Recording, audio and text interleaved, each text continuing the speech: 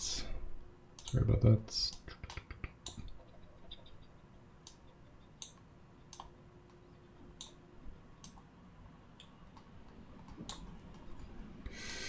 Dum dum dum.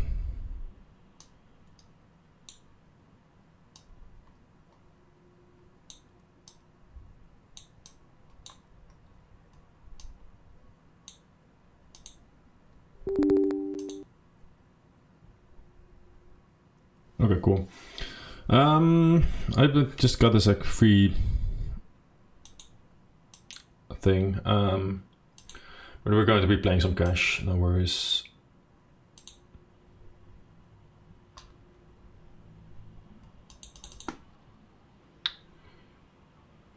Okay.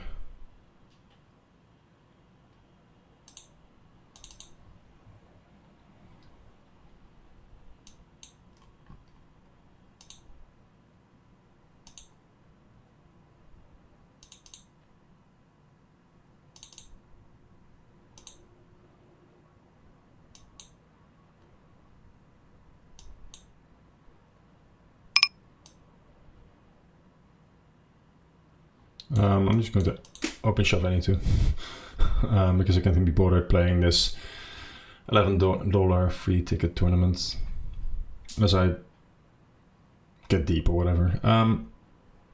We got a seat here, so let me see if we win the flip first.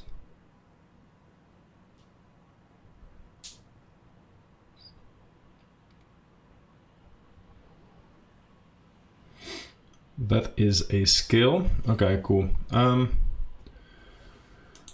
have no idea what the price is. Like, I think this is a tournament to a tournament. So I think this is a tournament to a tournament. Yeah, kind of stupid. Okay.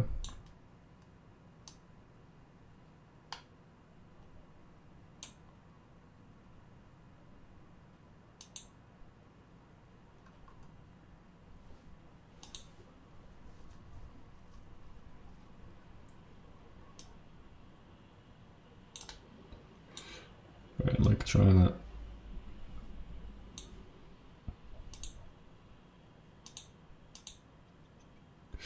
Yeah.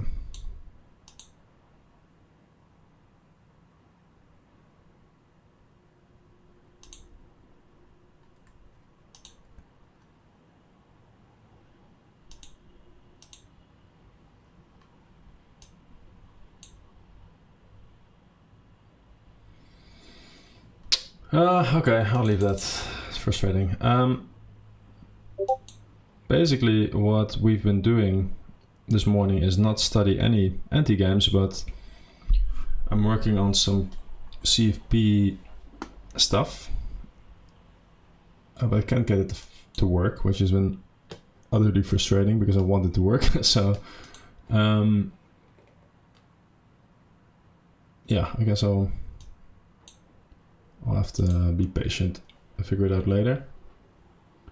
So the plan was to stream start to stream like, I don't know, 2 hours ago, a little bit less, but then I didn't because I was busy fixing stuff.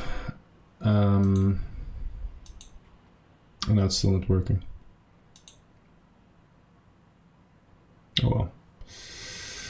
Oh well. What can we do?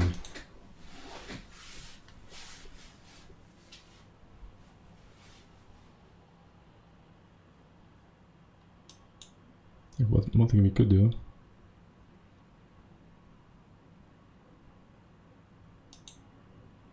Perhaps, can we just delete this one? Delete. Yes.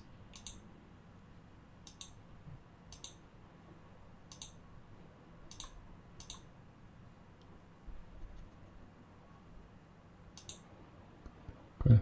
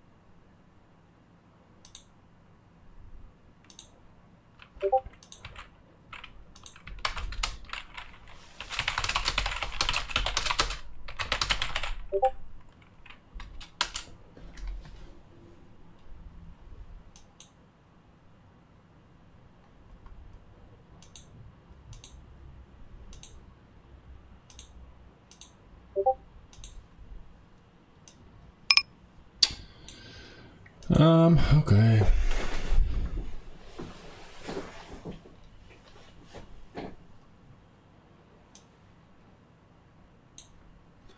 We will see. Okay. It seems like we're live.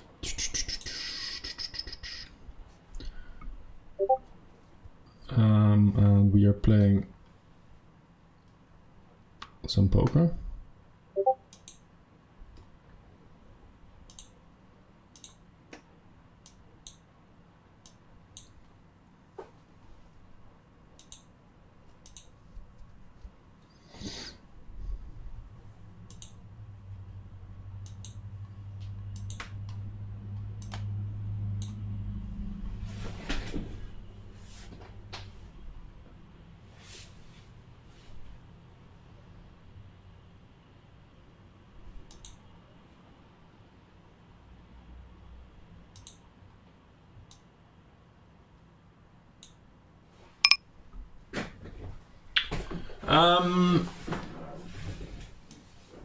Let's check here.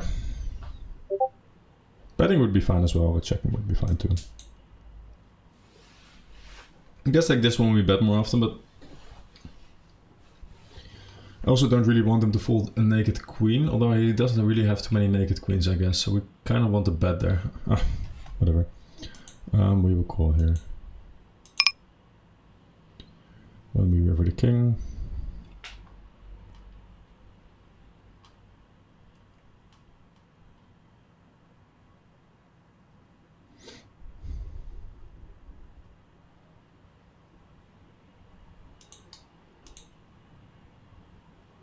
Playing a bit of heads up here, but not going to be playing for a very long time.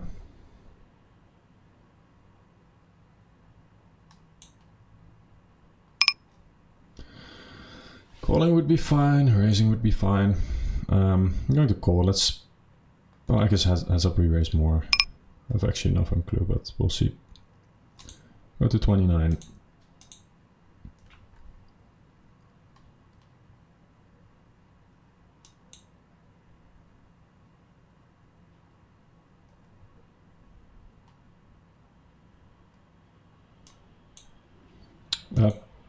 Guessing that this is going to be a pretty good board for us.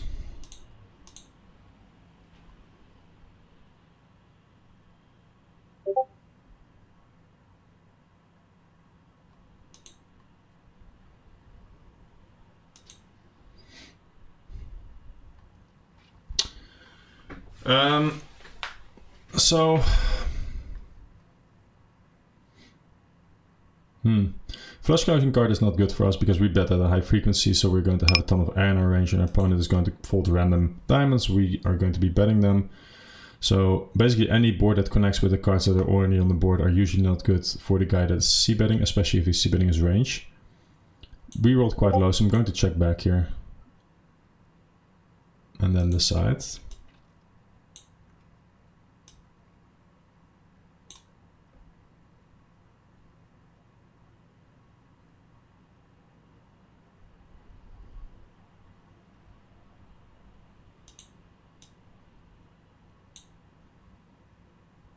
Still playing this randomized tournament. I really don't want to play this tournament, but here we are.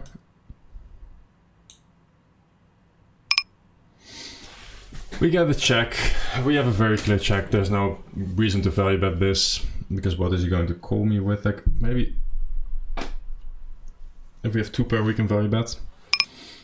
But this is definitely not a value bet. Okay. Could be worse.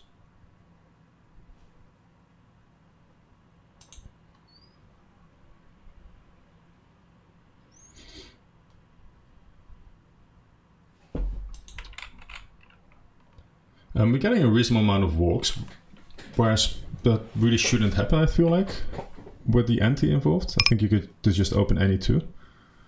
You should open any 2. And we've gotten 2 walks now. So he might be just playing like a bit too much of the 6 max ranges. If he's playing too many tables, like that could be a thing. I'm not saying that it is, but something that I would be, like I'm paying attention to right now. Versus this sizing, 2 overs with a backdoor flush and backdoor straight, I think we call. And then we will have a leading range there.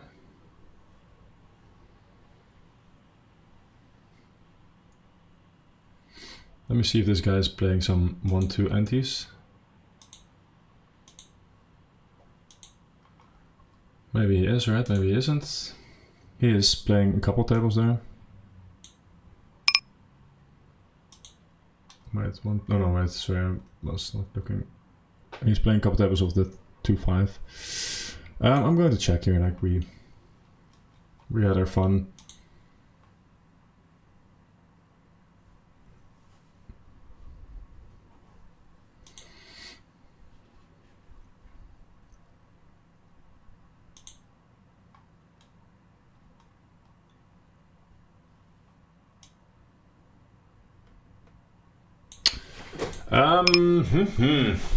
Pot size bets.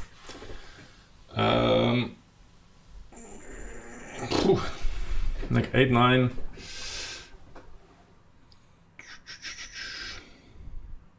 Can we call here? 8-9, 10-8. We block some of those. I guess like if we have Queen Jack, we might consider it. Here, I don't think we can.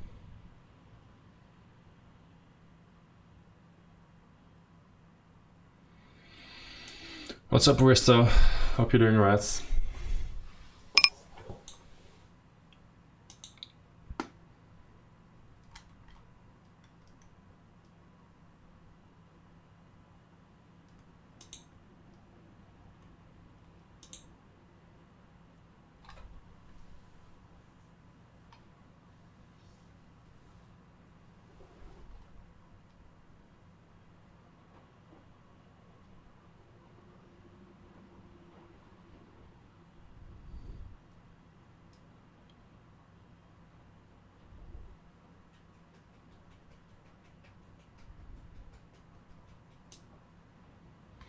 I doubled up again, unfortunately. Jesus Christ. What did happen? I just Queen 4 and it trips, okay. Let's see, what is the goal of this tournament? You win this tournament, then you go play at 150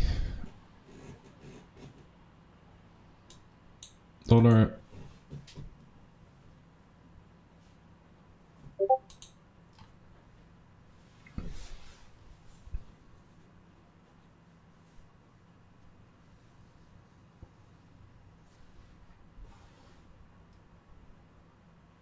I really don't want to do that, to be honest. Like,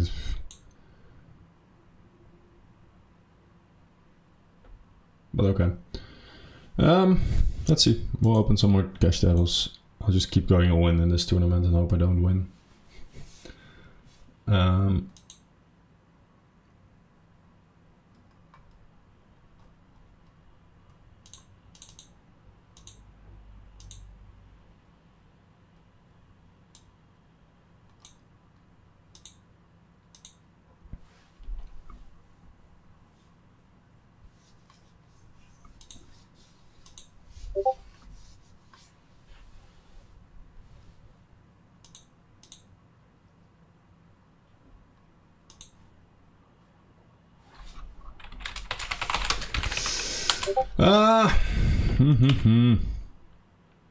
Fucking Discord is making noises again. Literally, I muted Discord.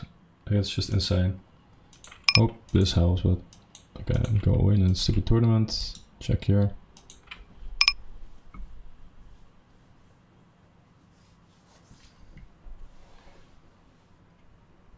We'll call.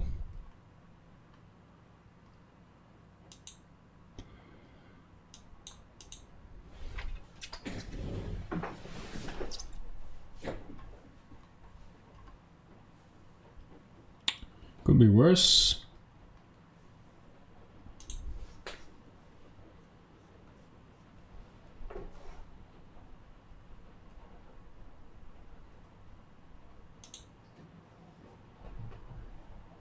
Those updates, okay.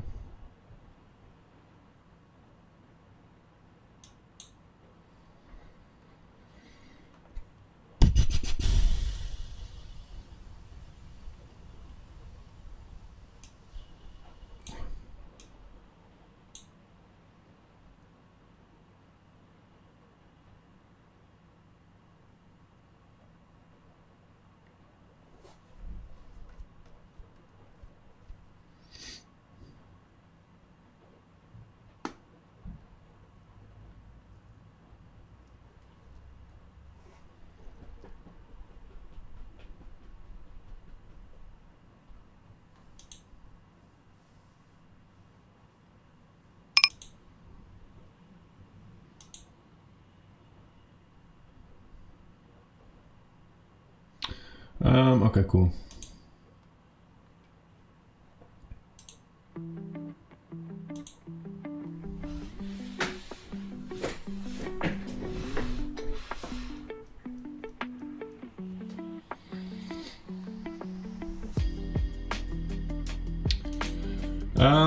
I could bet, I could check. Either way is fine. Just gonna bet, I think.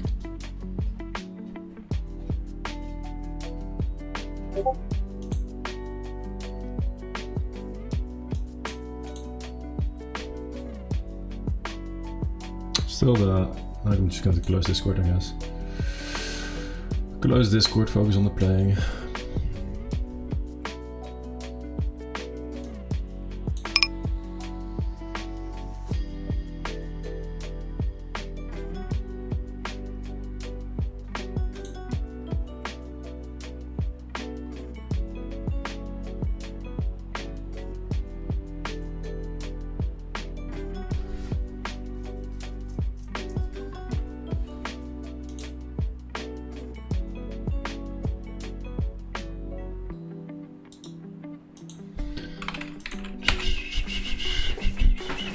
So basically we're building a data dashboard in the CFP, which is pretty cool. It's just like a ton of work. And sometimes something is not properly working yet. You need to find a fix for it, which is what I was doing this morning. I thought it would be fixed within, I don't know, a couple minutes, and then I spent 4 hours on it and I still don't have a solution. But that's how it goes. I closed Discord and there's still notifications. How the fuck is this possible? I literally closed the Discord app. Is it Skype then? That Telegram or something like that? Fuck. But it's a Discord notification sound, so I'm going insane.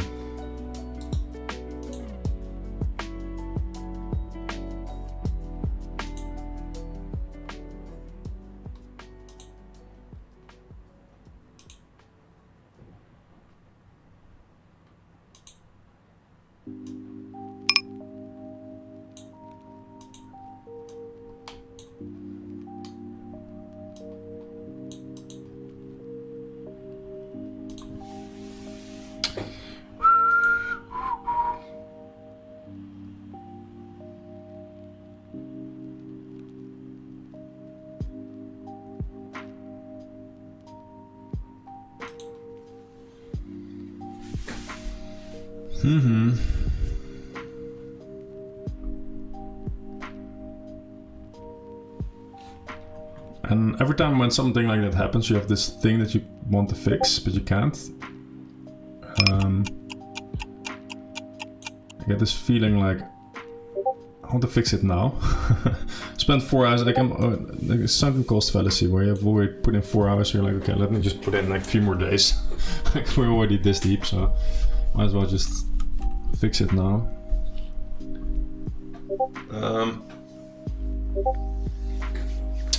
But I gotta be patient. And it's still like, I still hear notification sounds from Discord, like it's...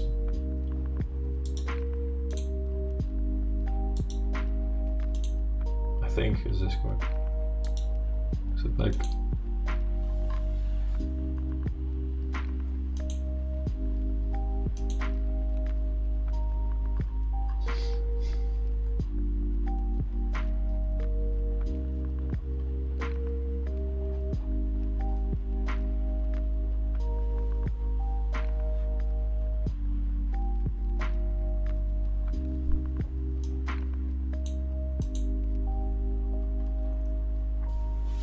I'm going to call. Should probably do that at some frequency as well.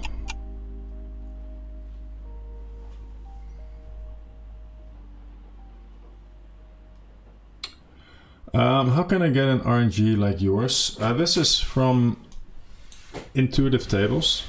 It is this table management program. Let me give them a shout out. Wait, let me just fold this first. Okay.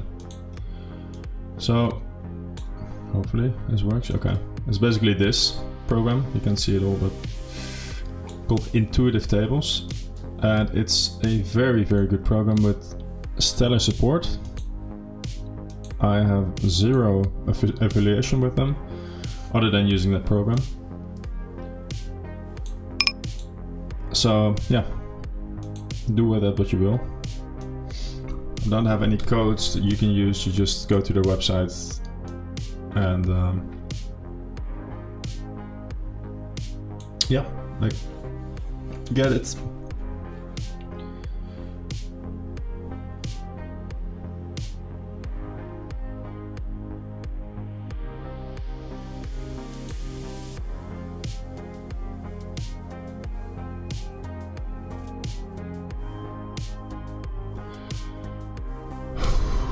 Okay, I've got my phone here, yeah. At least I can check Discord to see if I've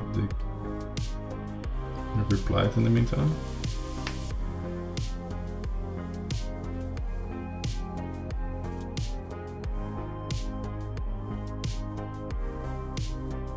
I don't think they did.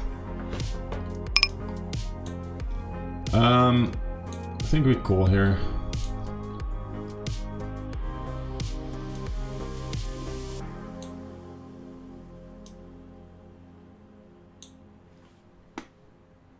Someone has tens here, someone has jacks. Then we have the chance to win a jackpot. A small one though, because I'm holding a jack in my hand, so chances of this actually leading to something are quite small.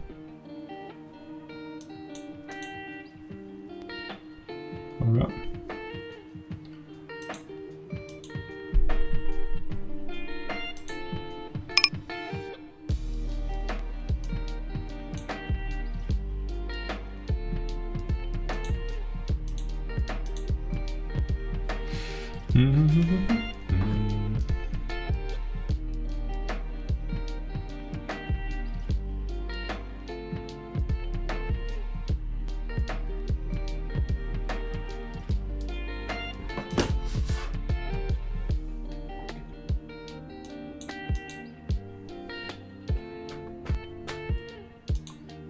Probably going to play the deeper anti-tables as well.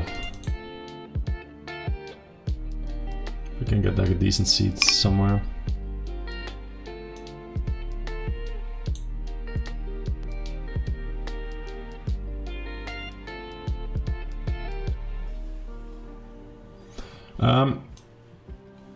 Here I opened small blind, ended up leading the flop. I've got a gut shot to the nuts.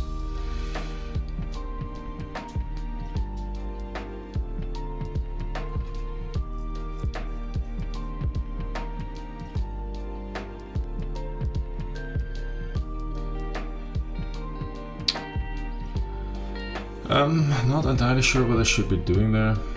Should we be bluffing? Just... We have kind of a shitty bluff. We'll just check, I guess. And we have a spade. We block some random folds. Probably not great.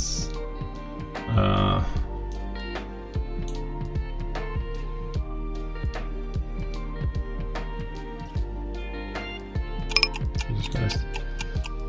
Go ahead and check here.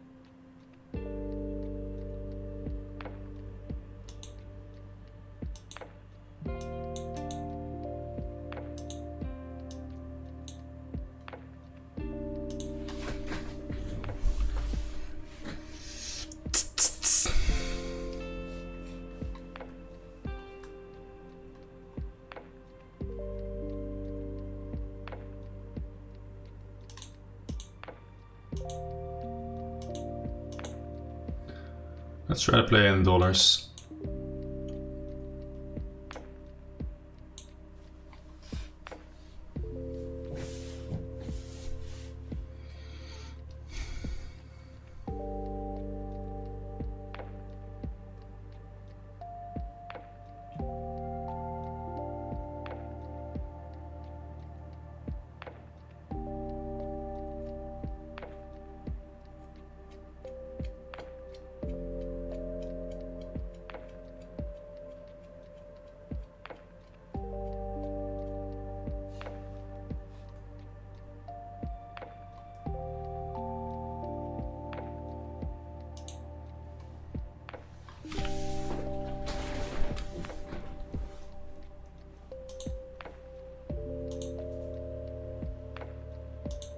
Okay, cool. Let me see how much rate back I got yesterday. Let's check the leaderboards. I guess like $100 or something like that.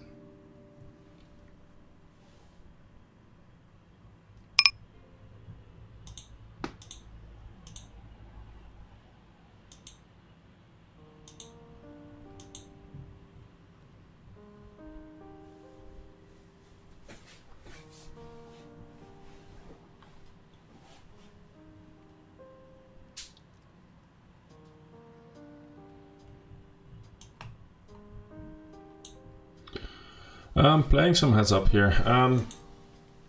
Super wide ranges. I think here we're just going to be able to range bet.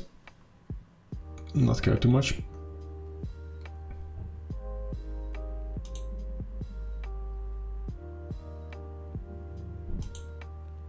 Oh, it's yesterday.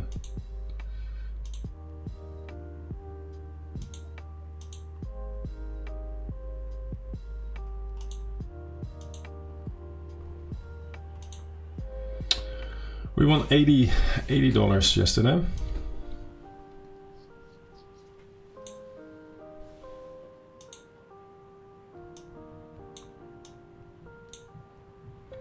Actually not going to be playing dollars, it's just too annoying for me. Overbet here on this texture is fine. Although probably you could just get away with range betting as well. Mine is iffy. I think I'm going to fold. Like, let's defend Jack 10, something with a club, and fold these ones.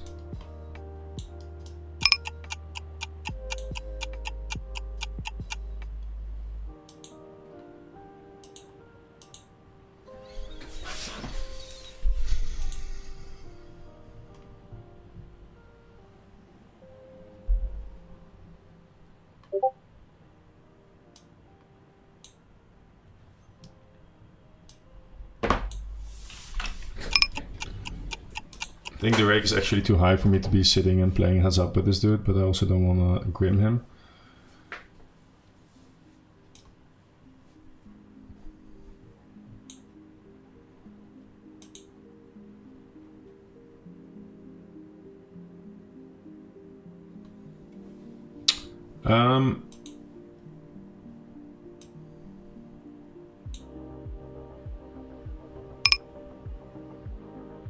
good.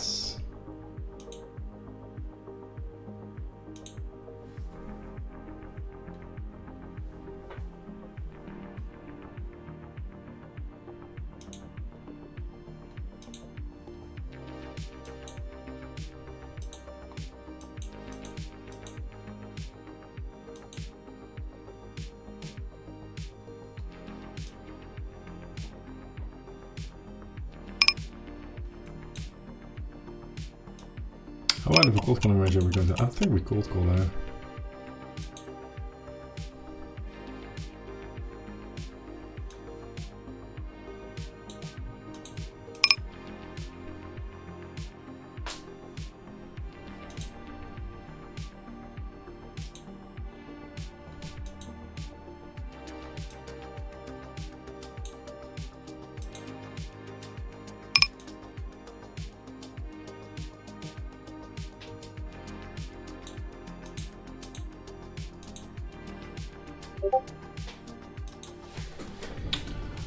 Okay. Still I'm getting notifications. It's insane. Literally, whatever. Close Teams. It's Discord. I'm sure it's Discord, but I've closed Discord. And I still hear notifications. Either that, or I'm going to go insane. Like, I'm not sure what it is, but.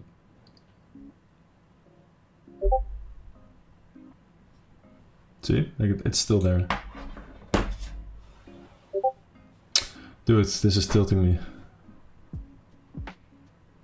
I've closed Discord. I'm 100% sure I've closed Discord.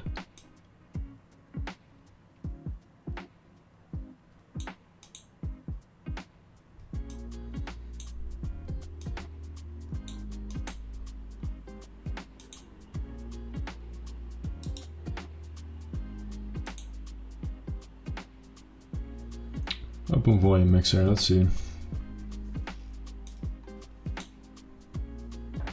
Maybe I have it still in my browser open or something like that. Maybe that's the... Oh wait, maybe it's because I've got this open. Cool. No, that's not it. Jesus Christ.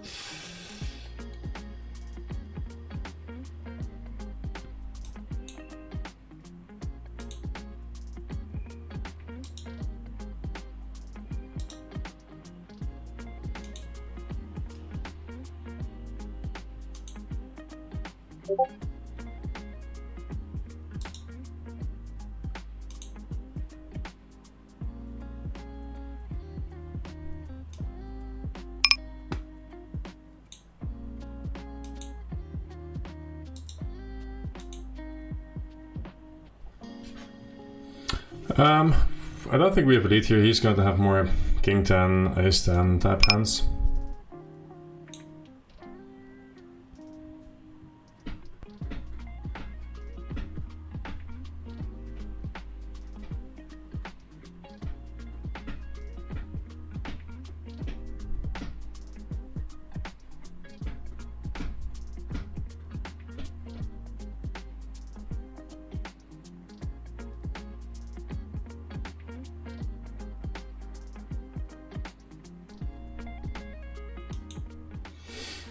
Just thinking about it.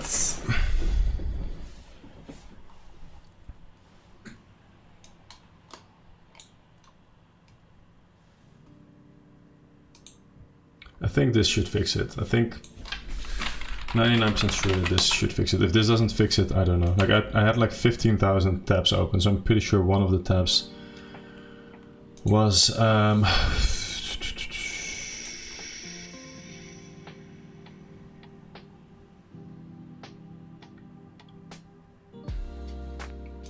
sorry. One of these tabs was probably Discord for some reason.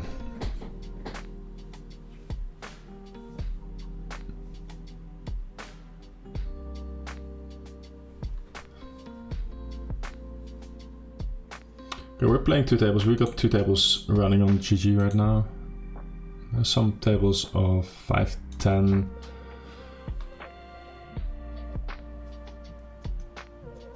I don't want to play 1, 2.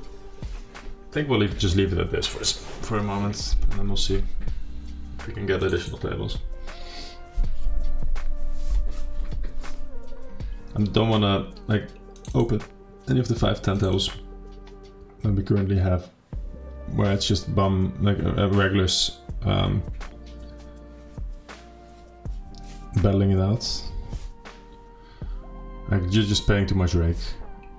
Like this one, oh wait, you can see like this table even is a kind of iffy. This table is also debatable whether we are winning even though we have recreational position. This guy might be recreational though.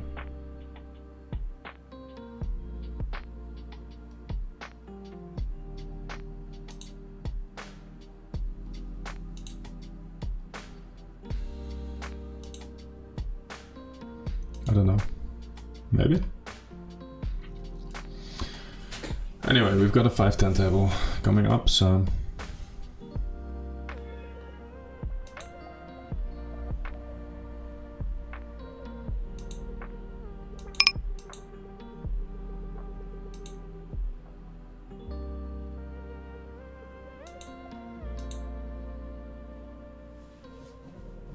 Should put a link in the Discord service, some Discord service. I have to open Discord again. But I'm pretty sure now I fixed it. I think I fixed it, but if... well, we'll see.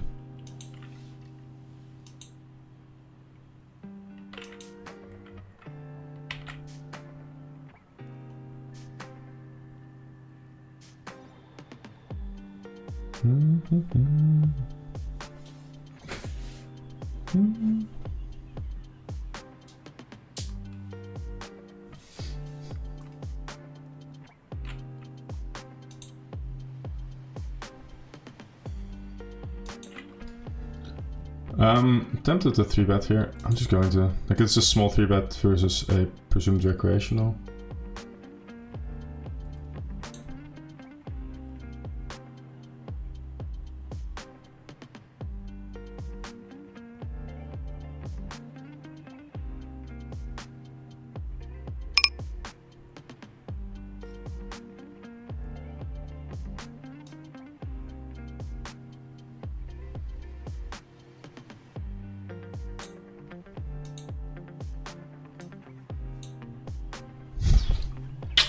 Out of 10 flop. I think I'm going to lead here. This is a board where I'm going to have some leads. I think we just do it versus 2 recreationals.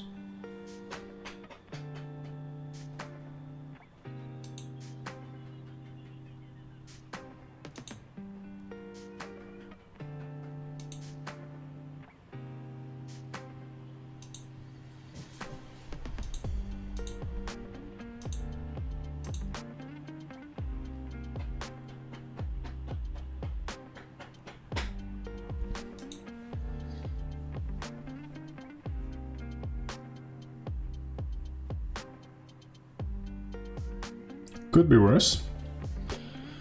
Okay.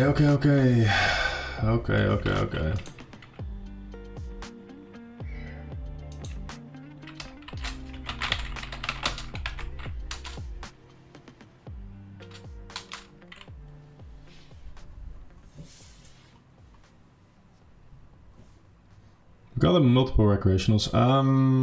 Like when he's at 80 big blinds deep, it doesn't really make sense for us to 3-bet this type of hand. We want to 3-bet like Queen 9 suited. I think we get the fold there. I'm not sure. Versus 4x. I'm not entirely sure. We'll see. Let's see. So I do. We've got some additional tables here.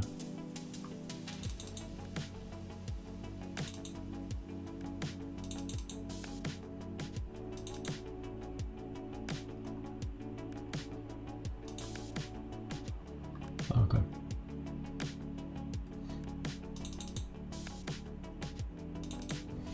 We're 2-tabling now. Okay. It is what it is.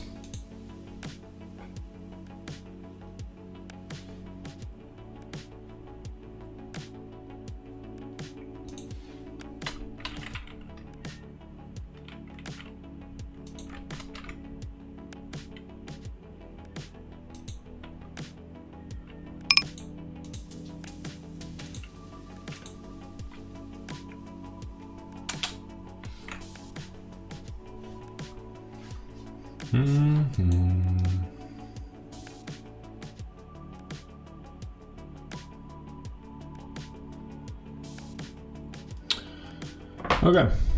we get 3-bet here. 7.5. I think this is a fold, but I could be wrong there. I could be wrong.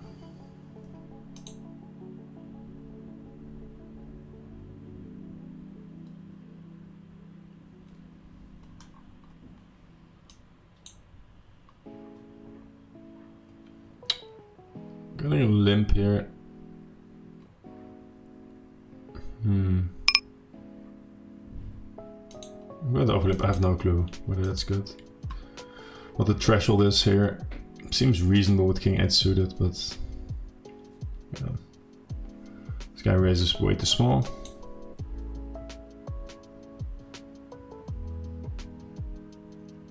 He's sitting on quite a shallow stack though, so he doesn't really need to go as big as when you're deeper, because there's not an awful lot of reverse implied odds.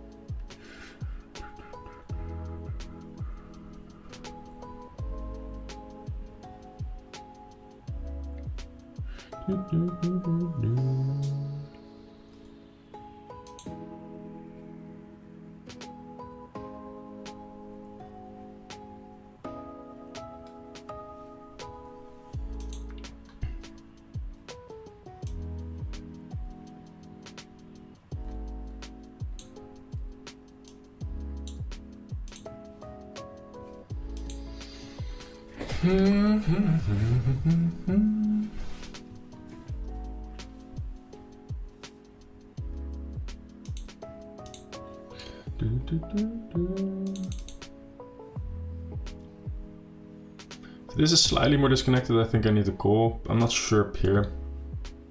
I'm not sure I'm leaning towards calling. This might be a bit wide.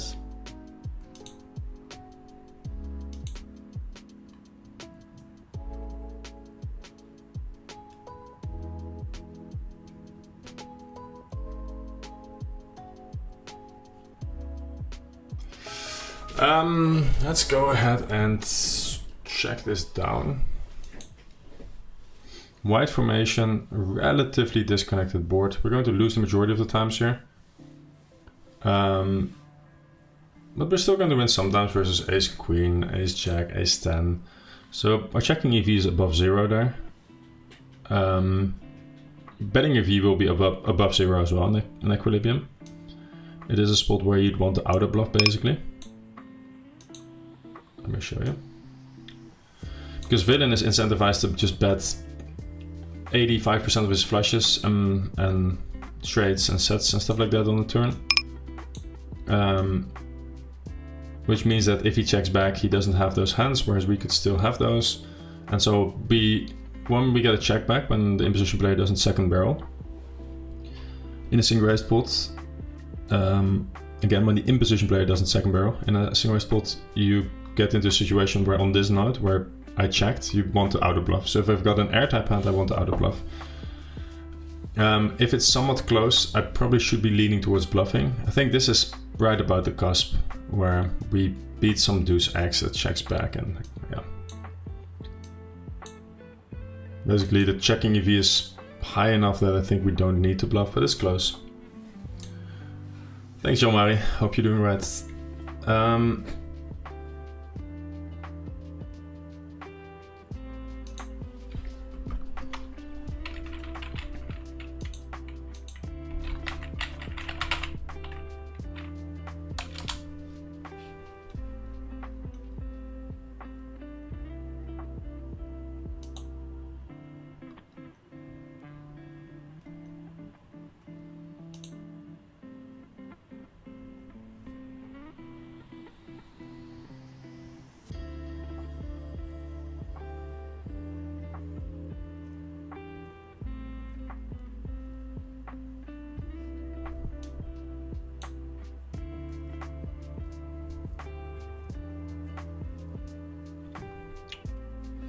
I think we call this.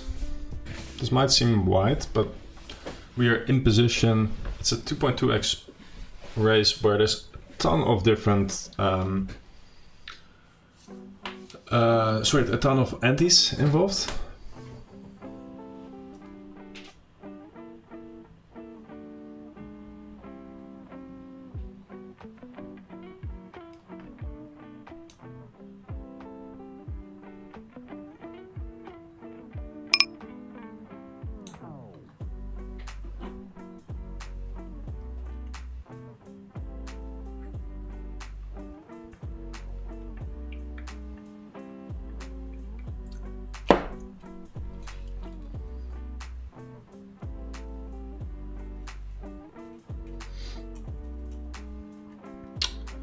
We have a very bad gut shot here.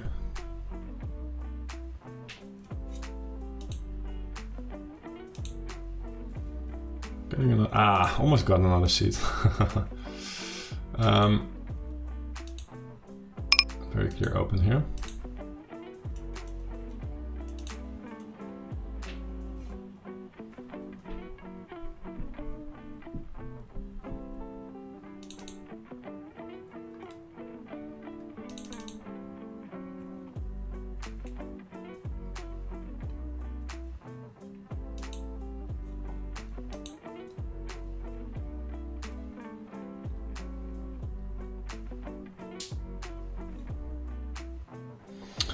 Multi-way here.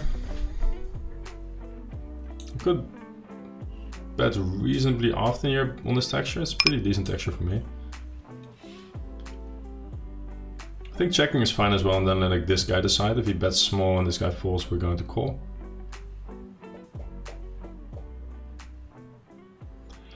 But this guy calling, I think we can fold now.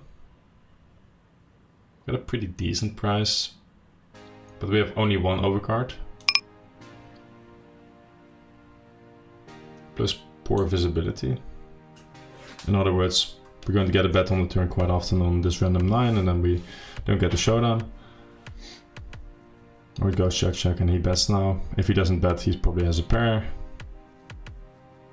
Yeah.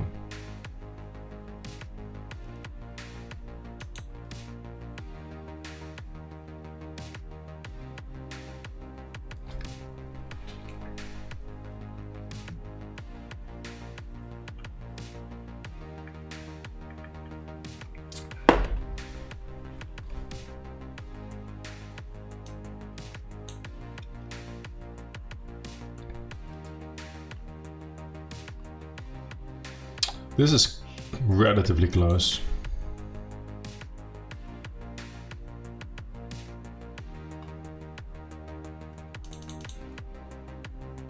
Wait, we got a seat here.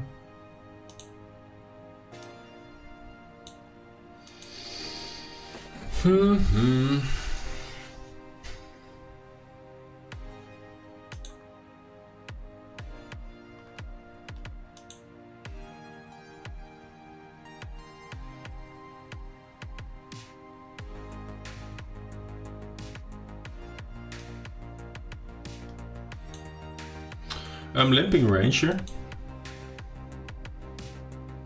And then we got a limp US, some stuff.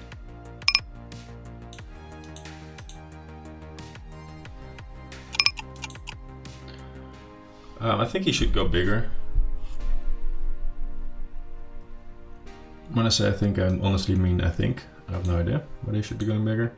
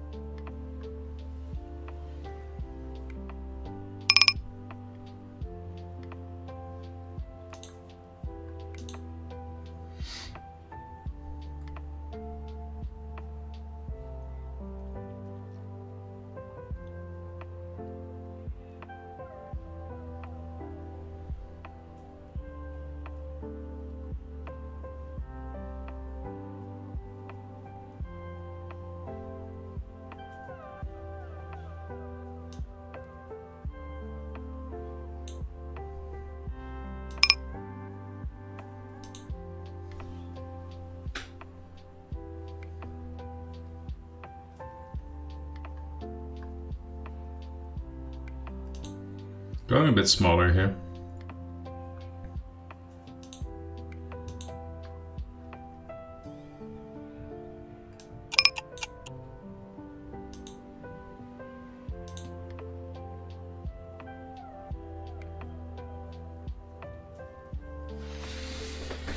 Dum dum dum.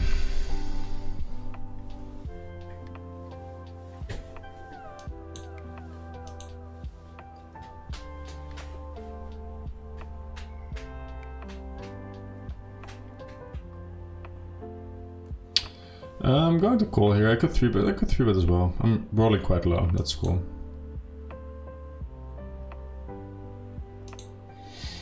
Let's see. Let's say we win a jackpot here. We'd win 70k. I'll take that.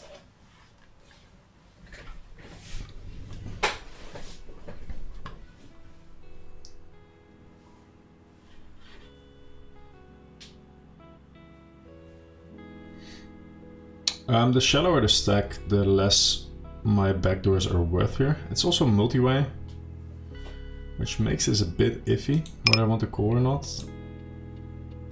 I think I'm going to fold for that reason, that it's being multi-way and we don't close the action. Like if I'd be in position here and I got a fold, then I would probably lean towards calling. But now I'm getting squeezed in between the two. If this guy starts raising, then I've invested. Like he's going to raise low frequency on this texture, but he's going to raise sometimes, and then I have to fold always. So it's something I should be taking into consideration. I think it's close. I'm not sure if I should be defending there, but multi-way, that backdoor is probably fine not to.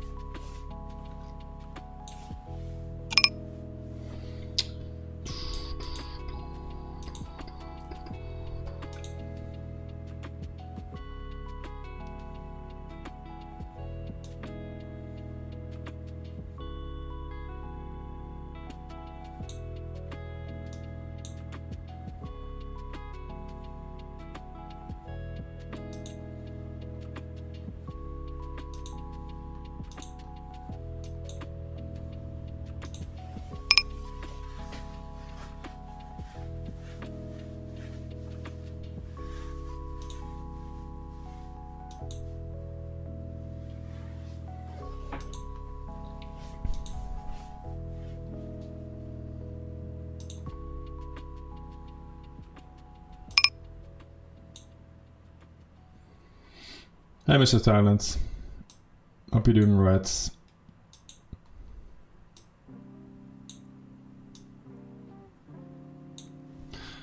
Yesterday someone entered the chat that said, I know you because you've coached one of the best cash game players in Thailand. But he wouldn't, after that he just left. And I said I have no clue who I coached in Thailand.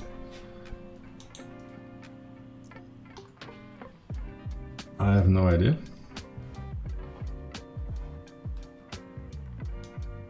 We've got some Asian players around for sure.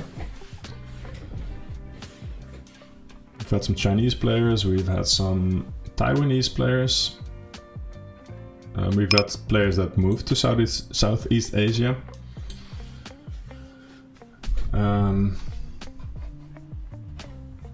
Yeah, but I can't remember any Thai player.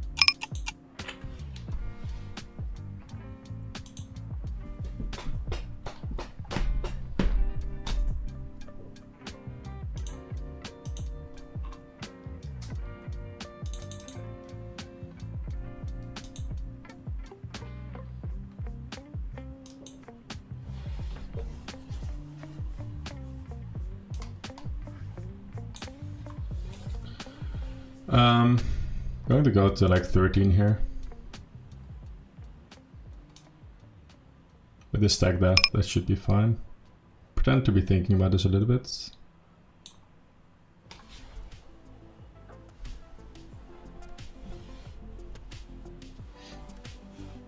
I would go relatively wide there as well, so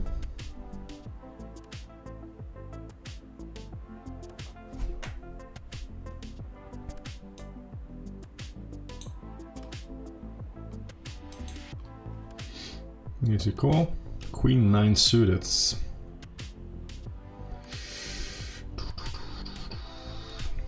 No, either I want you to double up or I win the hand.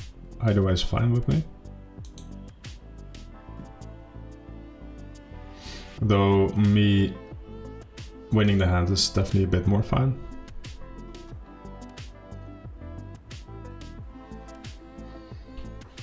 If he stays at 28 big blinds, that's actually a bit annoying because he's not going to have a high loss rate. Like, it's really hard to lose a lot when that's your stack size.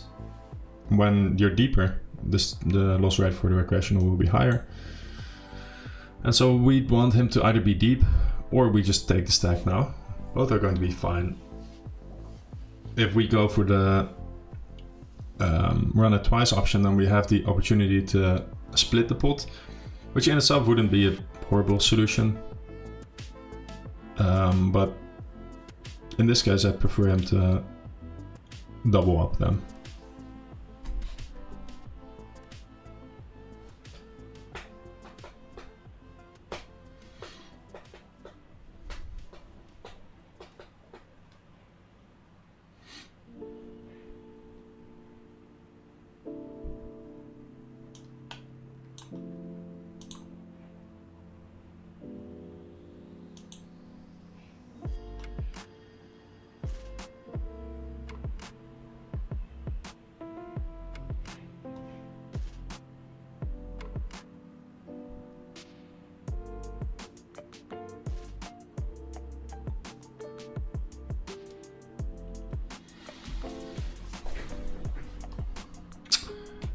I could call, I could 3-bet here.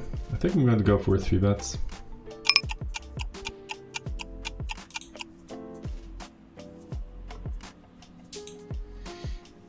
Relatively large one.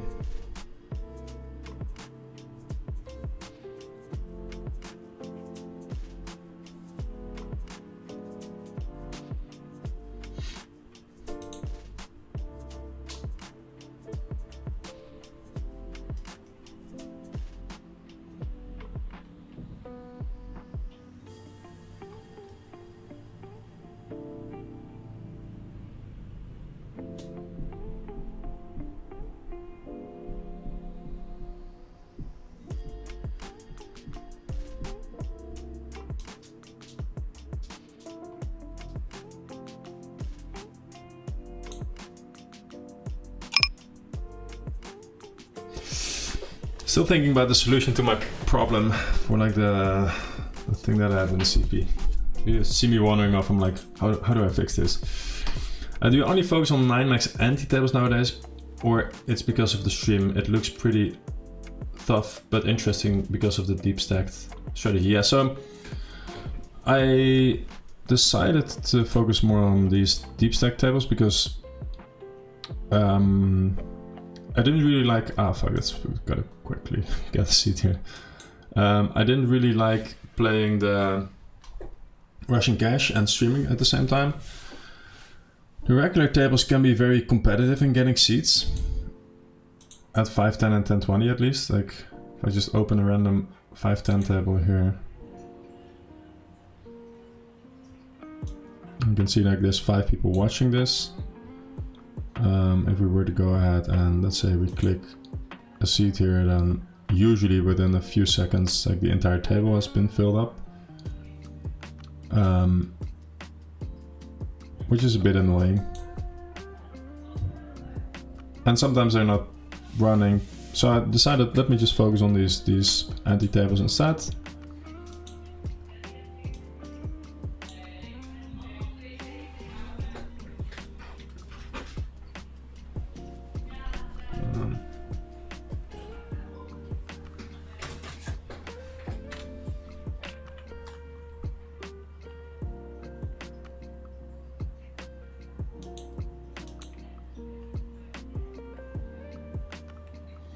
So it's interesting, I think. It's definitely a lot more interesting, but also it's relatively easy to get tables, usually. And I think there's it's a lot more complex. That's an interesting turn, to be honest. Like, he's going to check call a bunch of ace king, ace queen, ace jack, ace 10 type hands. I'm not really going to be betting them as often, so this is actually a pretty good card for him, and I think he should be leading at some frequency because of that. When he doesn't, I think it's more likely that this 27 big blind stack doesn't have a leading range at all, because that's just something you don't really do. What's this guy saying?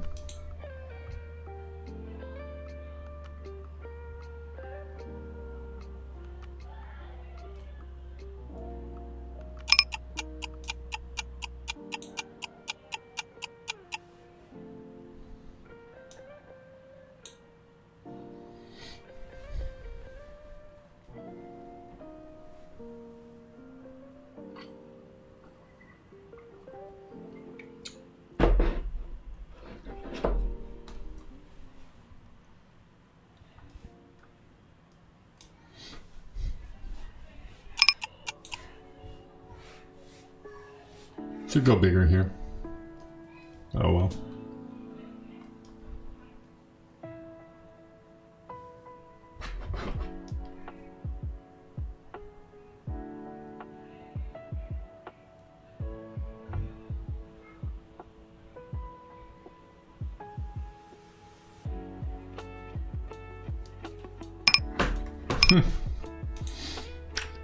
Quite an interesting situation.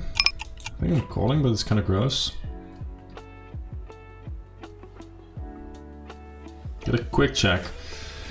This quick check is telling me that this is very likely kings. Sometimes it's going to be aces, but there's just one combo. I'm going to check back.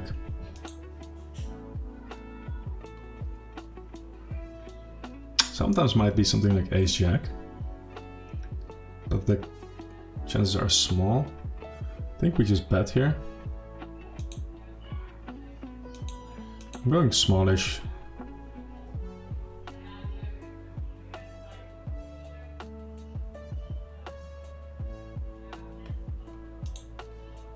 Okay, I'll take it. I will take it.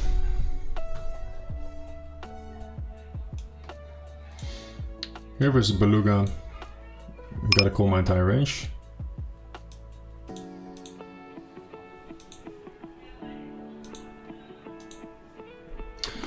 What are the tags about? My tagging game in this format is really bad. I am kind of a recreational playing this format. I'm a pretty good poker player, don't get me wrong, but I'm recreational in this format, so...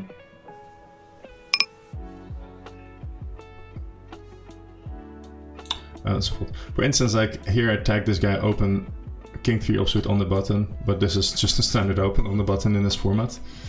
So there's like a bunch of stuff like that. I just and then a bunch of these tags are older, like most of them are older. So I have no idea how accurate they are.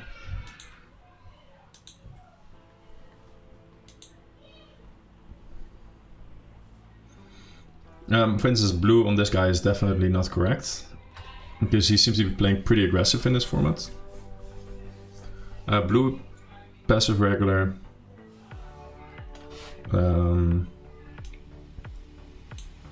Green is recreational, so this guy should be green. This would be lighter green because he's actually not horrible. This guy I don't know. Split 4 hands. Seems fine.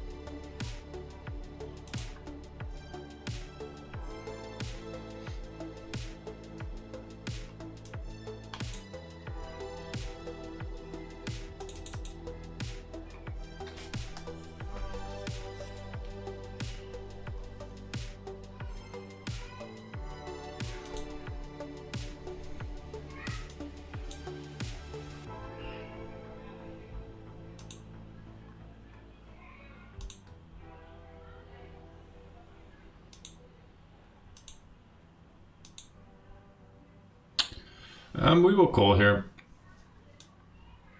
I don't see any need to raise. One of the problems with raising is that I'm going to turn straight where other players turn better straights or flushes. Also, I don't have that many value hands that would want to raise at a high frequency. If you're 4-way, then you just play more passively, like naturally, right? Like if you're, let's say you're 100-way in a 100 no limit hold'em game. You got top pair, top kicker, then basically you've got air, if that makes sense. So, and because you're not betting an awful lot, you're also not going to be betting just the strong hands, because you want them into your checking ranges as well. So basically, you don't do an awful lot of check raising 4-way, unless you have a very strong hand or a very strong draw or something like that. I mean, you'd want to sometimes check call with some strong hands as well to make sure that your opponent can't bet small here, and then once you check call, he knows that you don't have a very strong hand, and he can just polarize very neatly against that. In other words, he can just very bet thinly, bluff a lot, go with relatively large sizings and annihilate you. So you can see here, like, this guy in position chooses not to value bet this. He's a relatively strong hand, but 4-way you get check raised reasonably often by 4 players, not just 1, but by 4 players, so you need to be a bit more careful.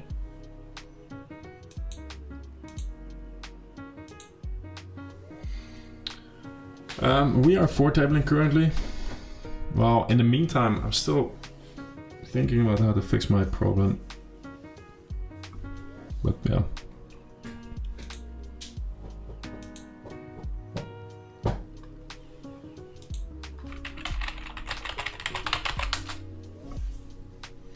I streamed my very first stream like a year ago or something like that.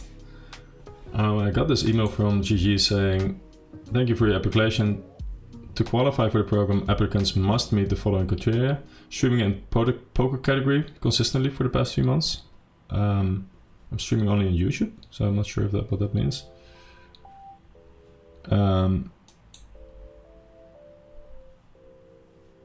Demonstrating regular and stable streaming activity. Yeah, we'll see. I have to stream consistently for 3 months first, and then we'll see.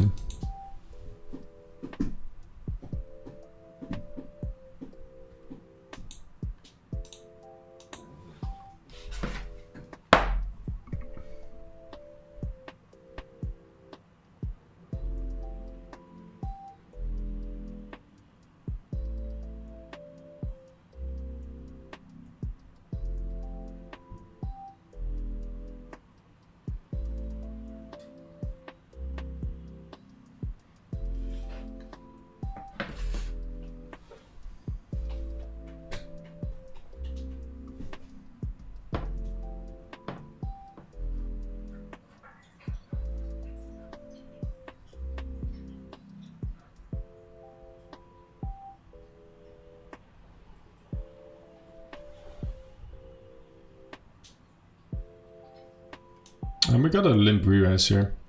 And this guy, so this is definitely too wide to ISO. I'm going to over limp though, that should be fine, but...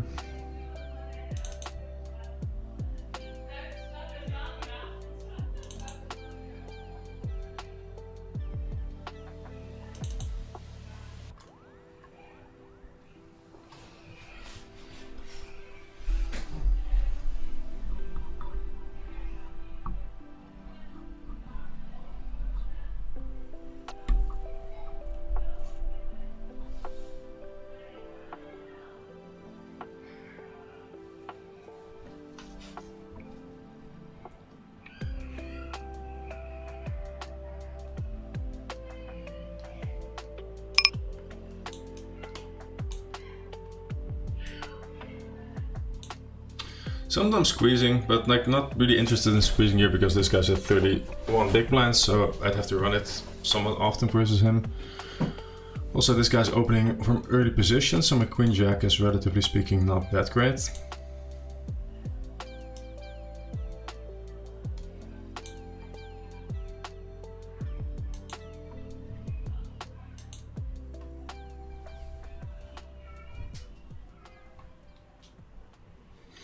Like these deep stack anti-games, they are quite cool. Because there's just so many spots where you can solve all you want, but it's basically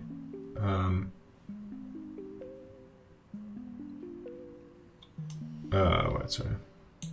I was like reading a comment. Because like like here 4-way, like it's just impossible to solve basically. Then there's one player that's playing imbalanced by default, so you just gotta do a lot of manual solving.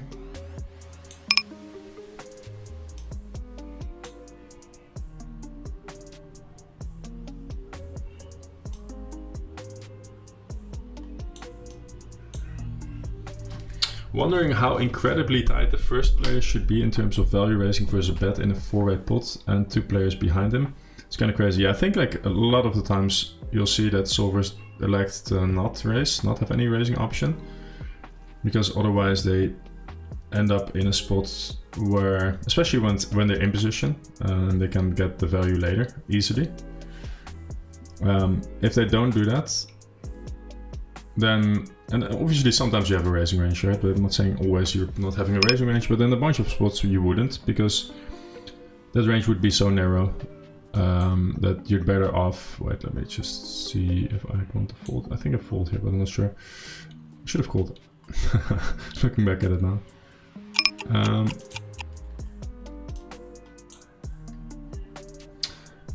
But yeah, like you're so narrow that you don't want to be in a situation where you then always call with like hands. Like so basically you cap your calling range significantly. That's something you want to prevent.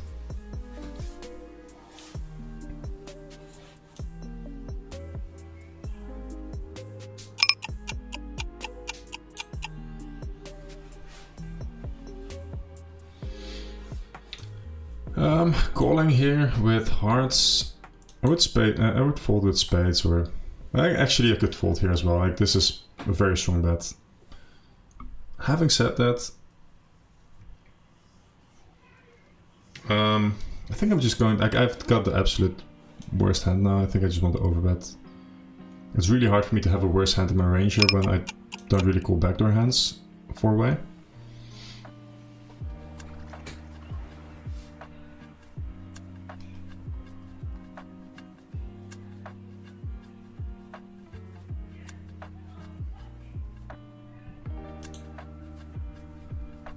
Kind of a weird spot. Like, whenever you're thinking, like, wait, let me just fold here.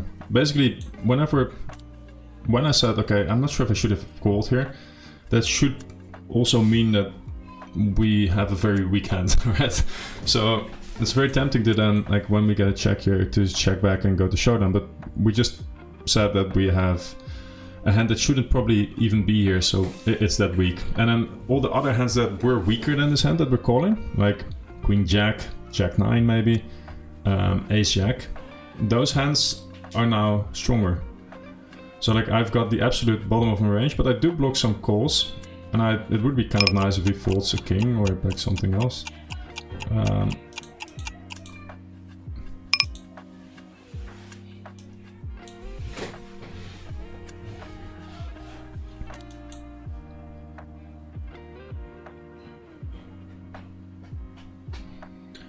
Hey man, new to your channel.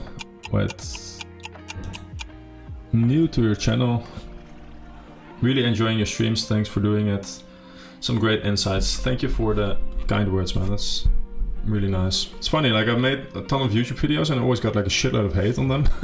Not sure why. And I remember one guy saying something along the lines of "you've got zero personality," which I thought was kind of funny, to be fair.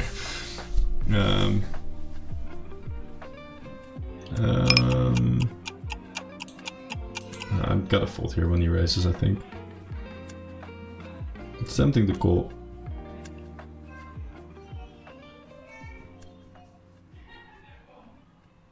A different spot here.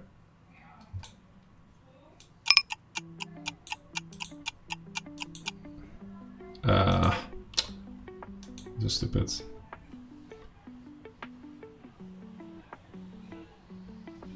I'm like if he jams here, it's gross. That's the only gross thing.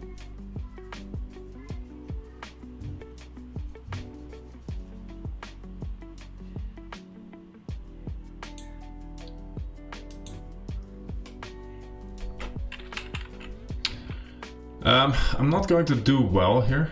Like if he's not really going to call a ton of. Let me think about this. He doesn't really have a ton of aces, which kind of makes me want to bet here. I think I'm going to check and then bet bluff the river. Because I also, like, would I bet with jacks there? Probably not.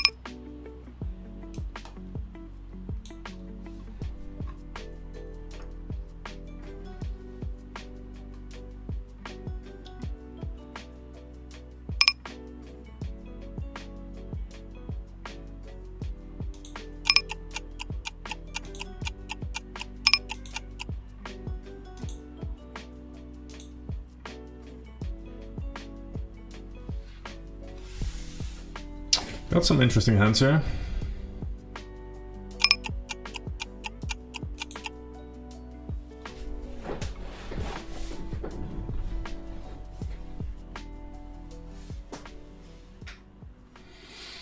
Damn, okay. I'm going to have to show one of them at least later. This we call. Very large raise, but I don't really see what else we can do like call. Like this is going to be straight. Like this is barely going to be a set, I think. Okay.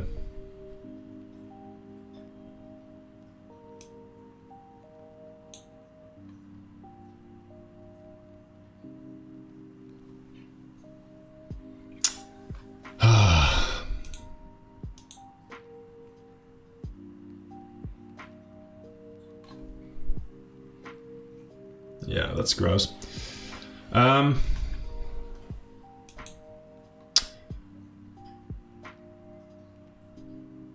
7, 8, Queen Jack, both are going to be in there quite often. Is this ever going to be pocket tens? Probably not, right? When he goes this sizing as well. Pocket 6 is probably not. Although I probably don't really have too many straights here either, right? Kind of like not really heavy on straights there, I guess. This could be some like 9-7 of hearts type hands. 10-7, 10-8, 9-8 of hearts. Kind of gross. I think I just got to call off and lose versus a straight. It's one of those things, yeah. It's kind of... Just gotta pay him, I think. Bit gross. But I don't really see what else I can do there. I could check back the turn again, but like, yeah.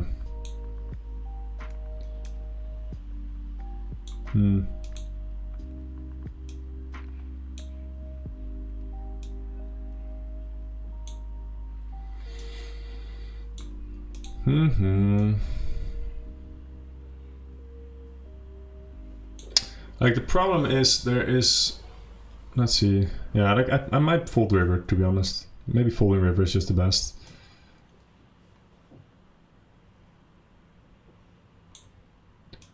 Like we need to be correct 1400. We need to be correct like 36% of the times or something like that. There's, let's say 12 combinations of Queen Jack offsuit. There's some 9-8 offsuit. Yeah, maybe just fold and hate life a bit. Oh well.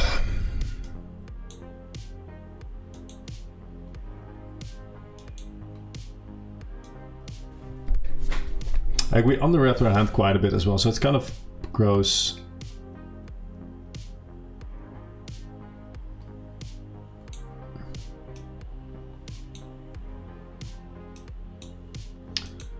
I don't know. I'm not sure what I can do.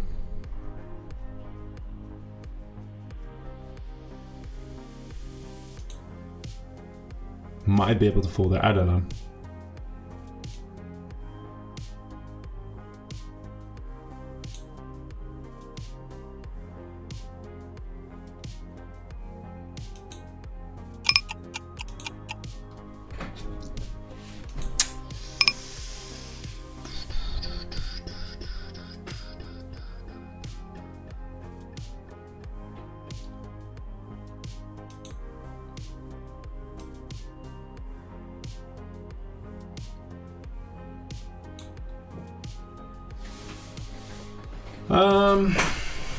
Greedy Bob. Wow, he's greedy.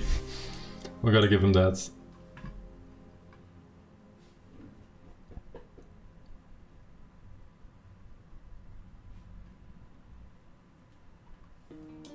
That's full to be in though. I got 3 quarters. I don't know. Maybe I should have just folded river. Maybe I should have just folded.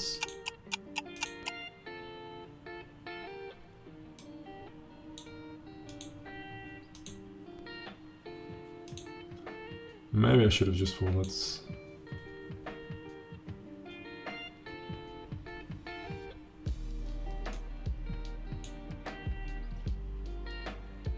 Here we won a pretty decent one.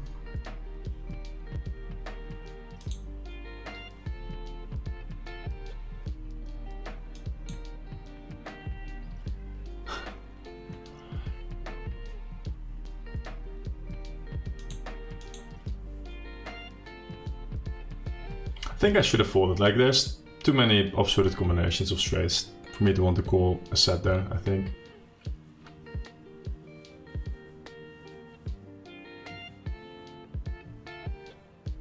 One of the things that you can see that I do there, I'm looking at it now, is like I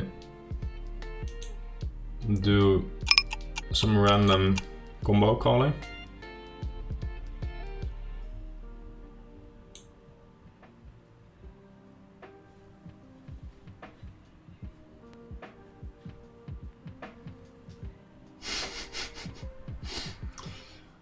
Get served with like the dancing Daniel. Oh well.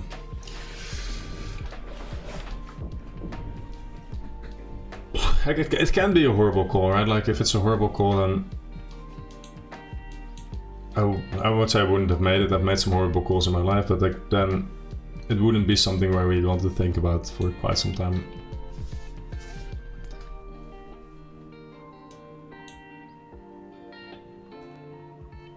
Yeah, I don't know.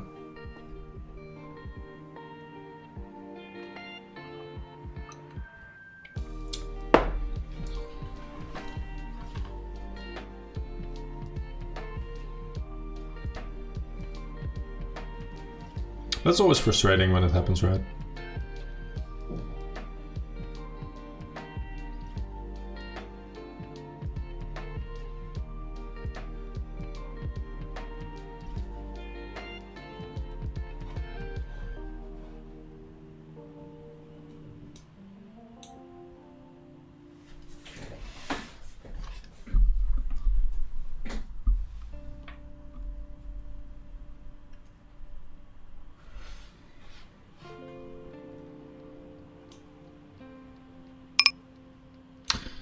Like, one of the problems with calling off is that he should probably check call some of his straights. Like the hand that he has, he should probably check call sometimes on the turn, whereas I think it's really easy to just go check raise large too often and then get the money in too often.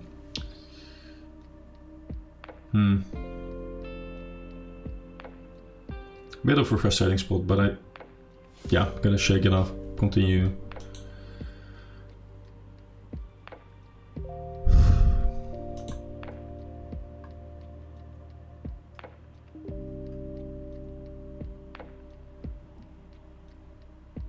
I think with 30 big blinds, I just want to get the money in.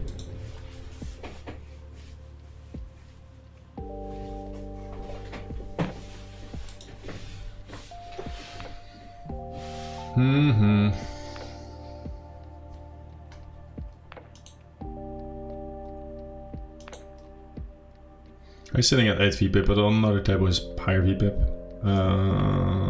Let's just run it once.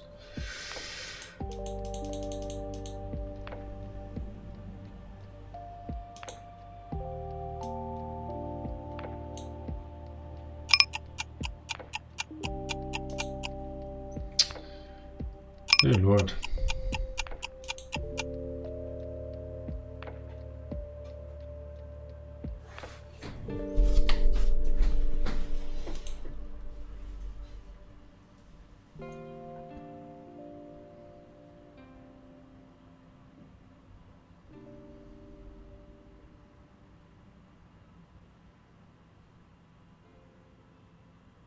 Okay, cool. We're good. It happens. It's a bit annoying that it happens on the highest stake as well.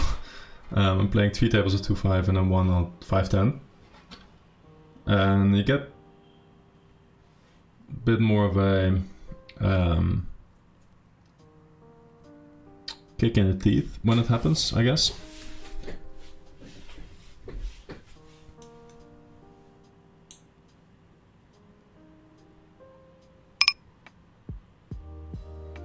But it is what it is. Sometimes you lose with a set versus straight.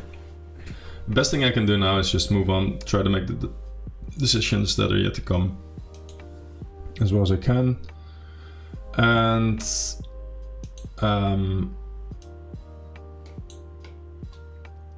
then we'll review this later, learn as much from it as possible and move on with life.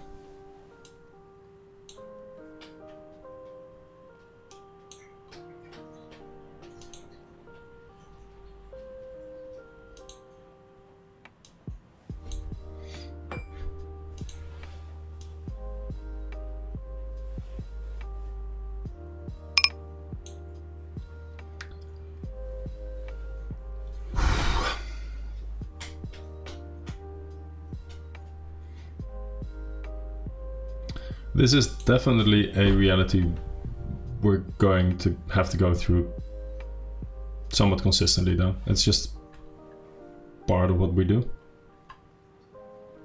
I think here, one of the things that's frustrating about it is that I also don't really know if I'm going to have like enough of a skill edge to be winning. I think I do, like but I'm definitely like at a random 5-10 no limit hold'em table, I can guarantee myself that I'm going to be winning. The question is how much, basically. Not if I'm just rag battling at GG, but like on a table with a recreational, I'm going to be fine. And on a table with no recreational, no one's going to be fine, if that makes sense, because everyone's losing. So there, it's a bit easier to shake off a spot where you're just getting it in this deep. But here, I'm not 100% sure if I played this correctly, which is something that will always happen, even in a format that you've been accomplished in.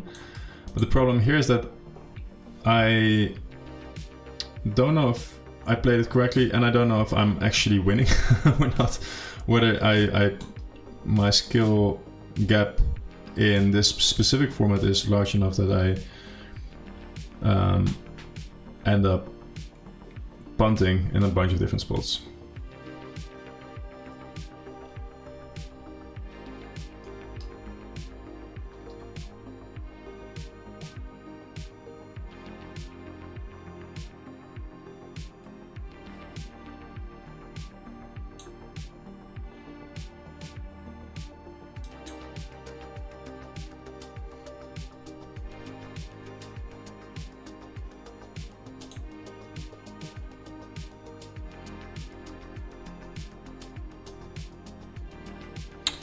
And that is a thought that will always come up whenever you're losing, right? Like, if I'm up 5 buy-ins, I'm not going to think like, "Whoa, am I winning in this game or not?" Right? Like, it's always going to be when you're down 5 buy-ins, or like when you're losing, that thought creeps up. And I think the only antidote is accept the emotions that you're feeling. So I'm like trying to actively be okay with feeling kind of shitty right now, not knowing if I made a mistake, lost relatively large pots, but at the same time, like, try to focus on the process. So I'm going to try to make the best decisions that I can with all the decisions that I've got left here in the session. And then at the same time, I'm going to review the hand, try to get better. I'm going to continuously study this game so that I'll become better and better and better. And then at some point, even if this like this aching thought turns out to be true, if I'm actually not a winning poker player in this format, then that won't be for long, right? Like, then that's something that I'll just have to go through, and if I keep on studying and etc., I'll be fine.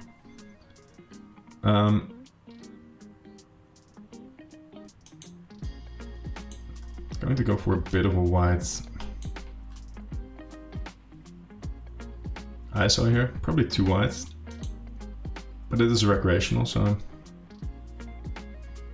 And as I say that, I'm getting annihilated.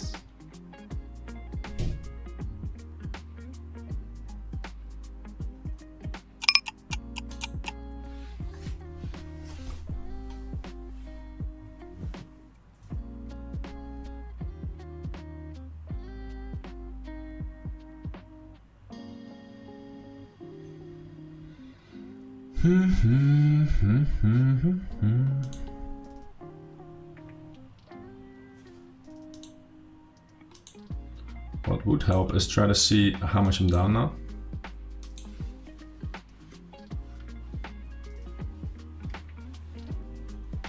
Then we can see the damage a bit.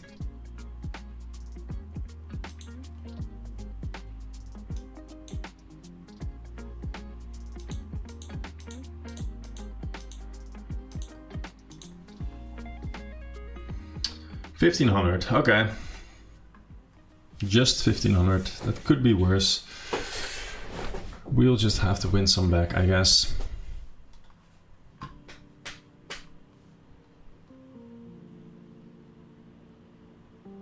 And one other thing that's important, like, you are always the narrator of your own story. So if I'm playing and I'm like, oh, I'm never going to be beating these games, like, that was such a punt, I should have just folded. I'm such a moron, if I keep making these calls then I'll never win. Then it's very easy to actually start playing worse. That's not the type of mindset that I would want to have when I'm at the tables, right? Like, where I feel a lot of self-pity and maybe even some angerness towards myself. I just want to be in a state where I'm resilient, I'm strong, I make strong decisions, at least the best decisions that I can make in-game. I'll be making some mistakes, that's for sure. But it should be fine because overall I'm a very strong poker player. So because I can't control the emotions, but I can control the thoughts that I've got, right? And if I keep if I restructure my thoughts so that they are helping thoughts and they are helping my progress through times of adversity, then yeah, that's good. That's a good thing. I'm going to call here.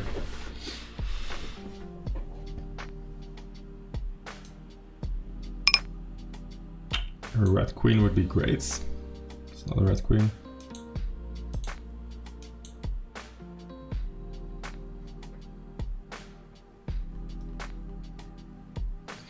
$70. Okay.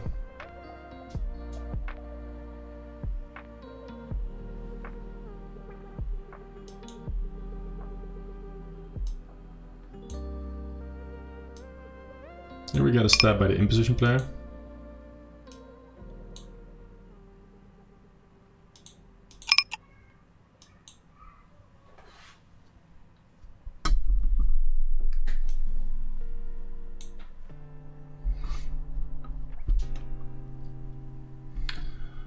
Let's focus on something positive. How many subscribers do we've got? Did we hit the 5K already? 4.99. We might get there today, guys. I'm going to fold here.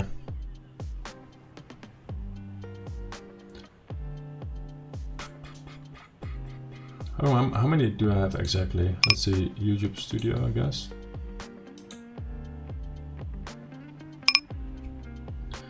I need 3 more, so if there's 3 people watching right now and that would want to make my day, then hit me up with the subscribe.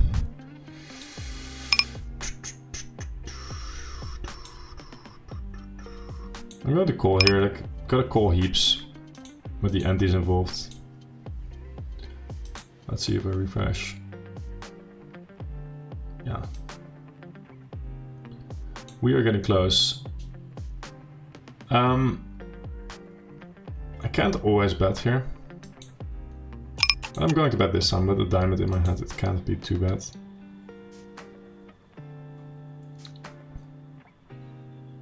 I need to actually check heaps here. I've got so much air.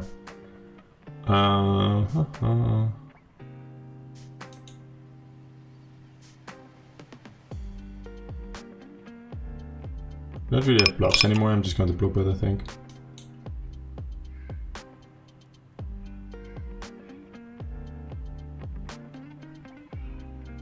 I've got 7, 8, 8, 6. 2 below diamonds.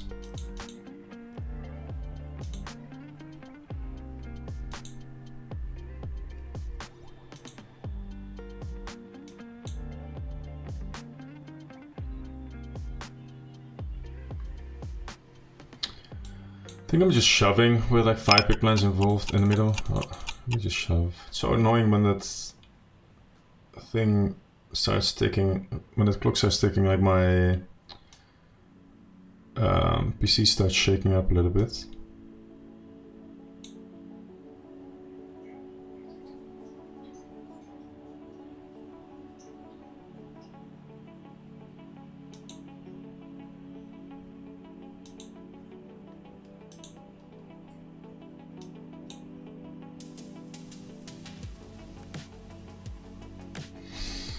Mm-hmm.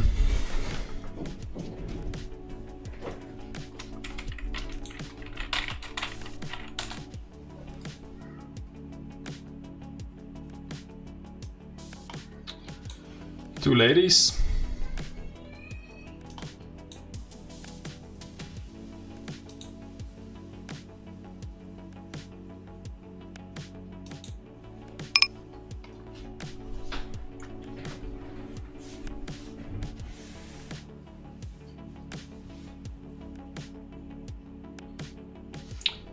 I'm going to check raise here.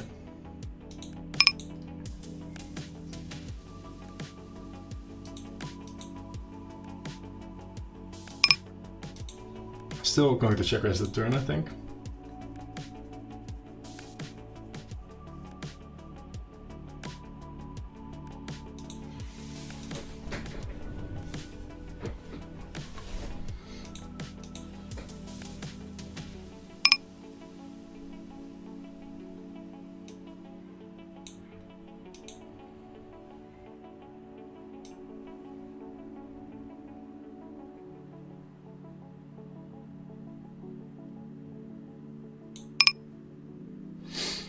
First, the small sizing in particular, like there's just not enough flushes in there.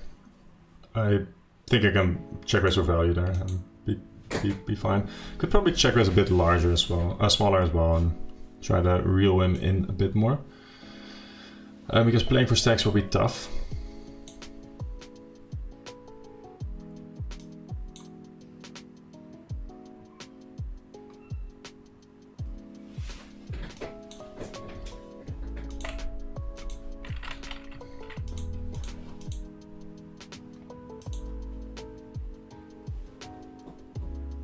We need one more subscriber. Kind of funny. Let me just show you.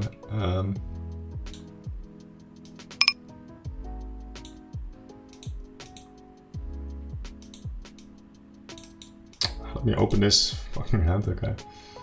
Super tilting. I don't know if you can see. Probably barely, but okay. One more, let me refresh. Let's see if we got there. In the meantime. Only one more. 667 is a pretty good board for my opponent, I think. With him having a ton of 7s and 6s. I'm just going to check back here.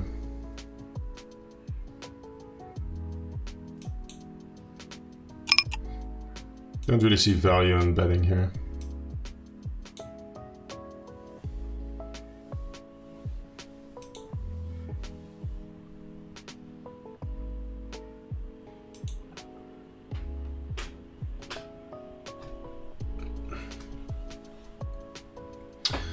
Okay, only 1400 more to go, roughly.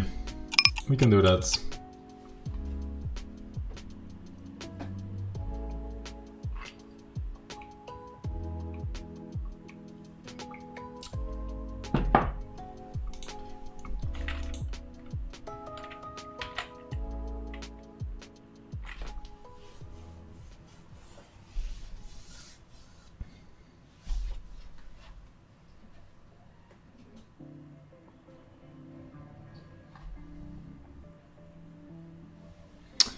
Uh, 17.5 is such a gross sizing. Guess we fold. Let's close it. You can see that. It does really matter. I fold it.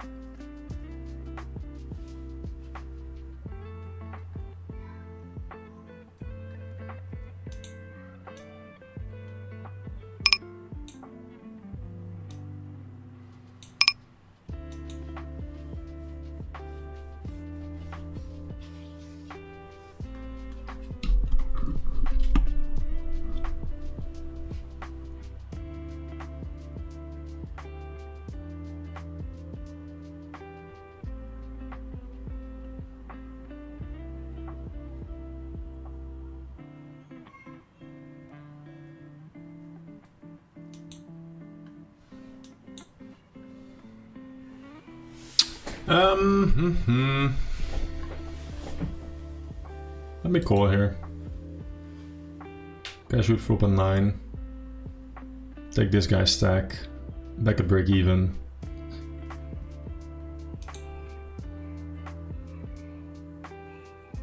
You shouldn't open bigger in those anti-deep games. Yeah, in theory you should. The difference is going to be minimal, but in theory you should go 4x. I think people will make more mistakes versus smaller though. So that's why I went smaller. Why I'm going smaller.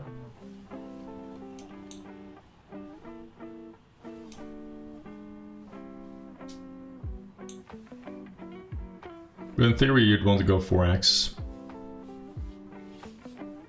It's just that like when you go smaller, like there's a bunch of spots where people should be doing very specific things like defend their entire range or whatever.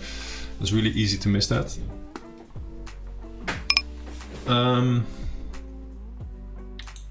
Fold there.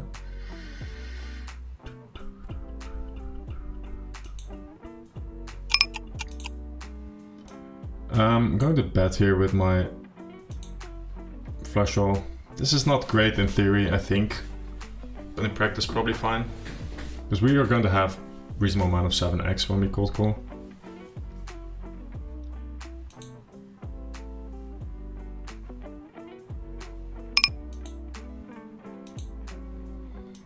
What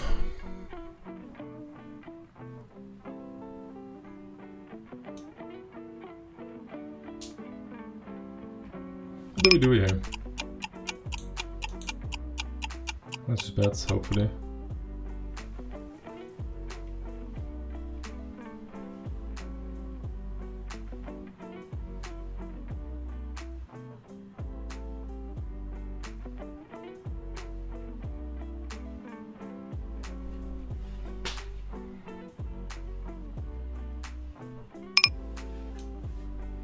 Might be too big, I'm not sure. Like this might be too big. Okay, I'm going to fold. I just don't think it's really hard for him to be bluffing. I think I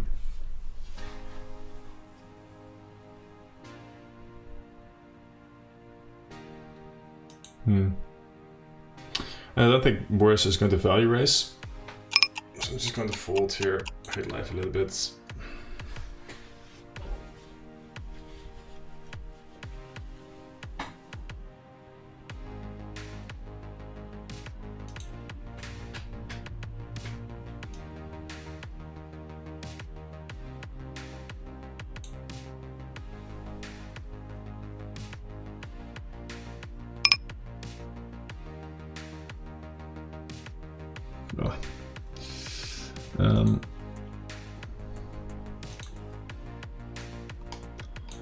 Kind of an interesting spot here. This guy squeezed pre-flop. I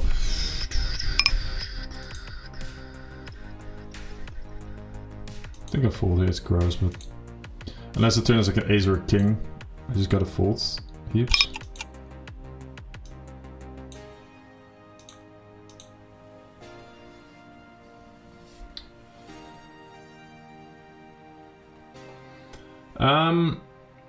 Anyway.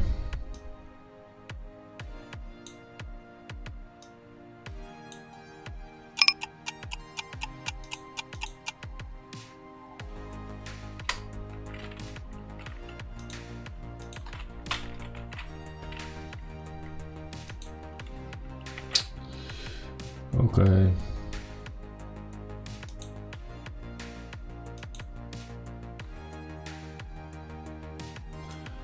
We made it to the 5k subs, thank you guys. That's pretty cool. That's a milestone for sure.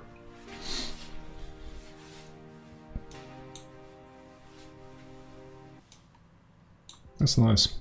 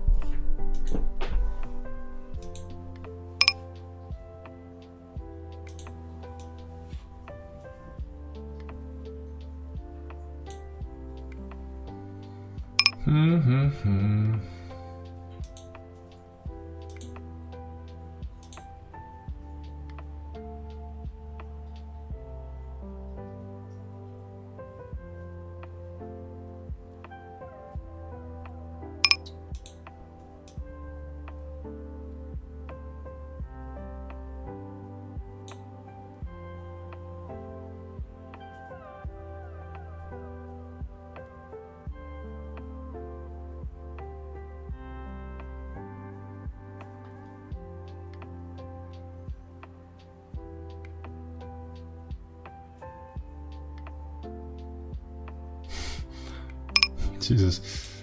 Okay.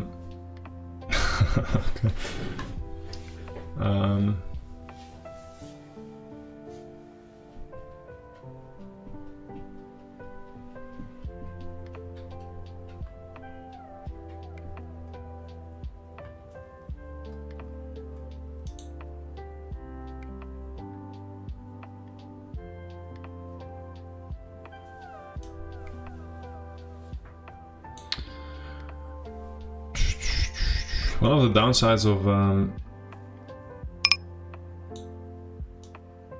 suddenly making a reasonable amount of money is that you have to fill in like 10 sources of wealth forms every year. especially as a poker player, I think it.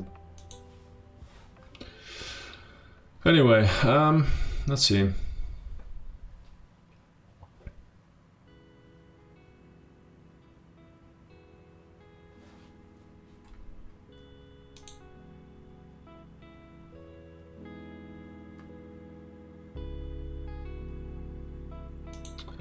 We will call here. Casually spike a jack.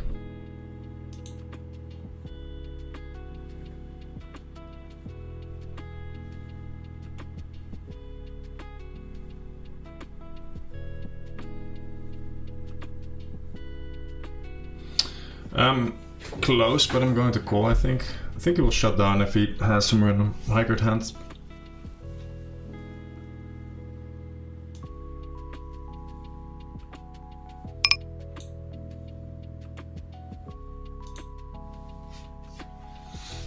Would have preferred to see a smaller bet, but this is fine.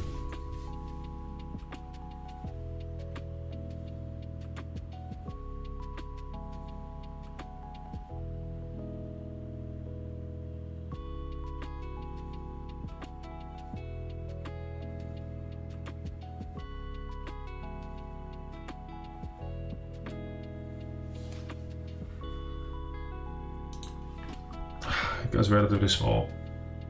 It's a big call here.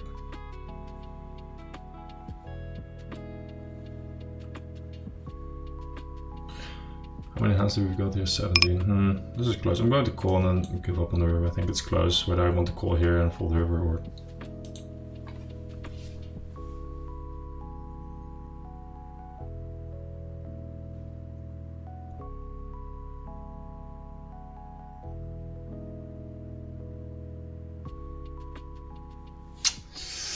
I'm definitely going to fold it, I think.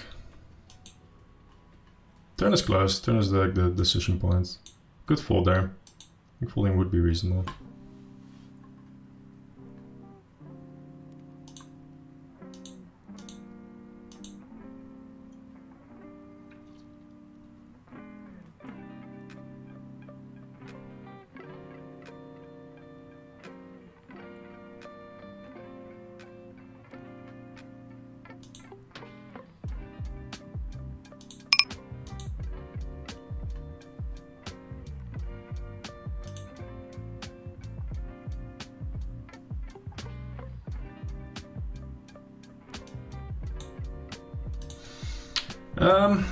Okay.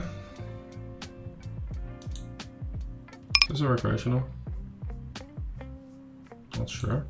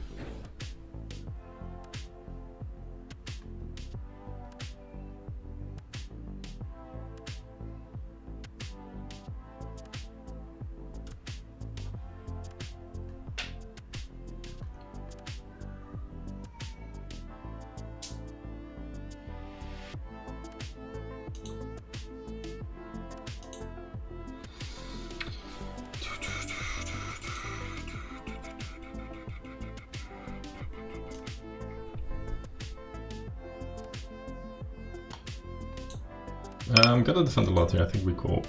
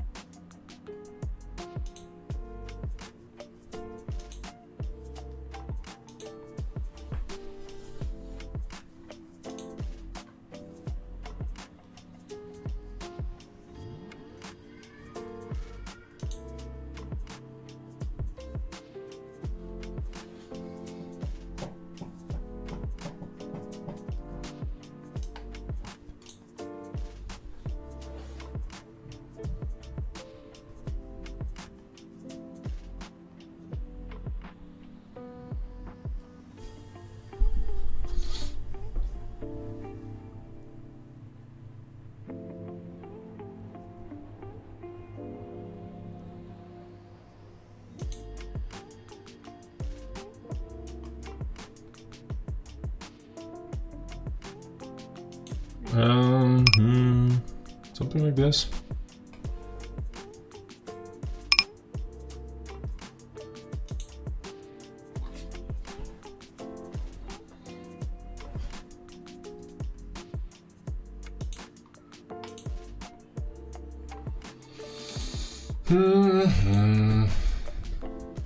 It's not a great session today, but it's difference between orange and blue tech.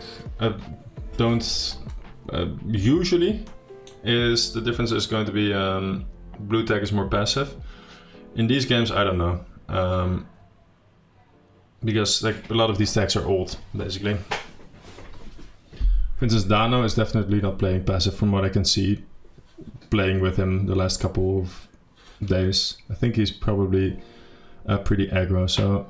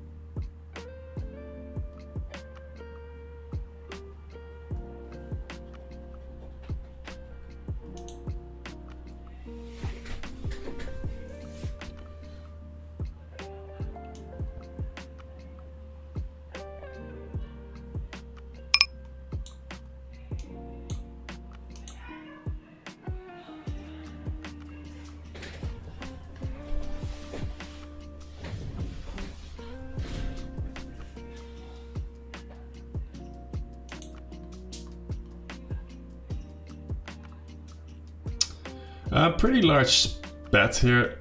I think we can call fours. Here's this bet size. I'm not sure about this bet though. Can we pure fold this? I'm not sure. I'll go ahead and call and then we'll see. It's like a good summary of my my career. I match the suits that are on the board, so even if this is close. I don't think this is a pure fault. If this is close, then we can call this time. Ah, that's gross. Now I definitely got a fault here. Would he shove an overpair? I don't know.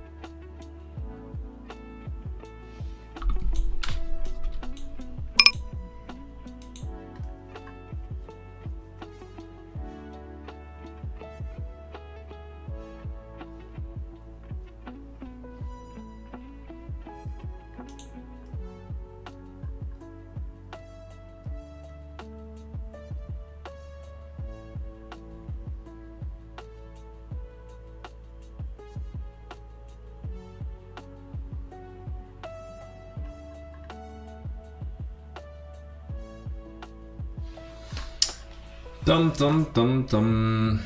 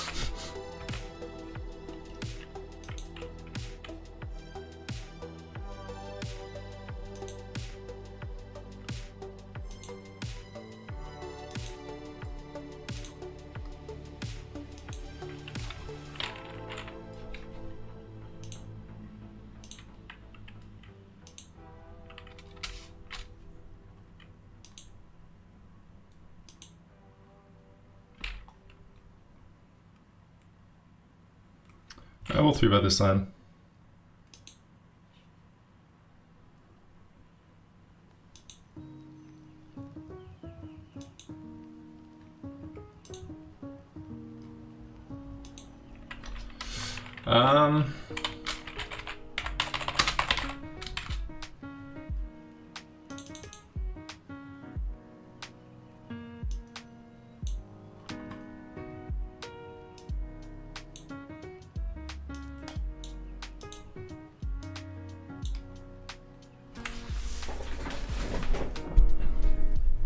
Trying to fill in a source of wealth form on the side here, in case you're wondering. Just want to make sure that my account doesn't get fucked by GG. I don't know.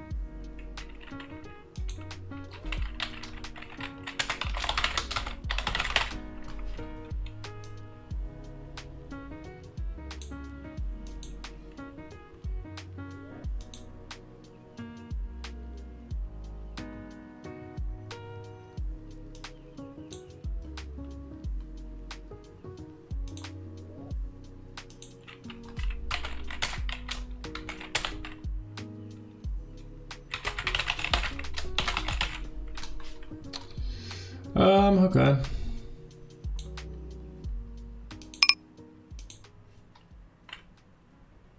Let's check there. Blocking some checkbacks is good.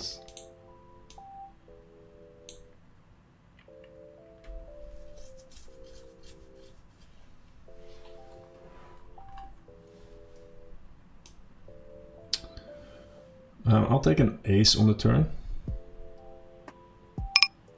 Could raise as well, probably. It's close. I'll call.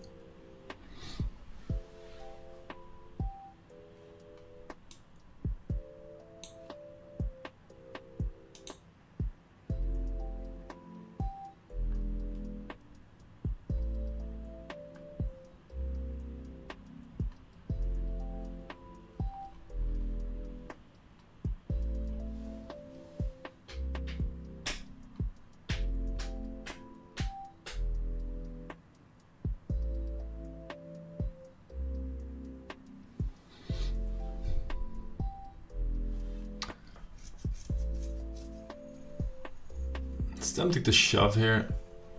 He could have pocket jacks, he could have ace jack, both are reasonable there, so I think I'm just calling in.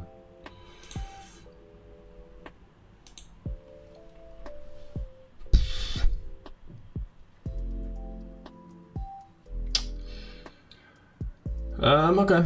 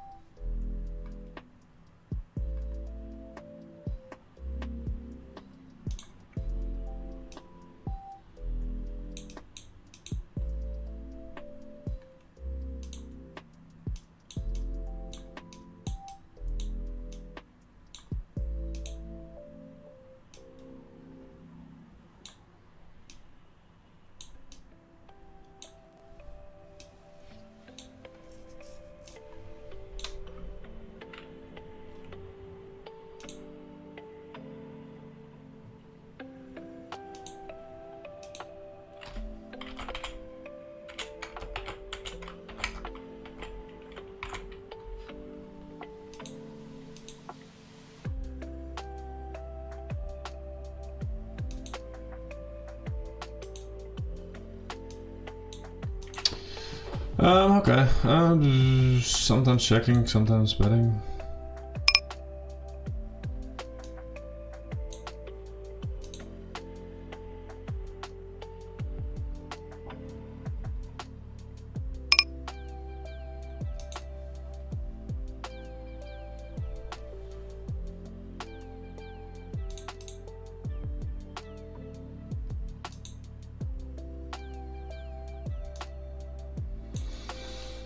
A bit gross here with bottom set. This guy opened, so like there's pocket fives specifically.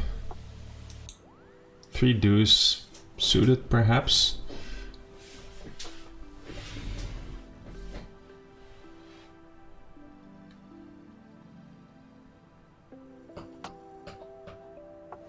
I'm not going to be able to fold any point here.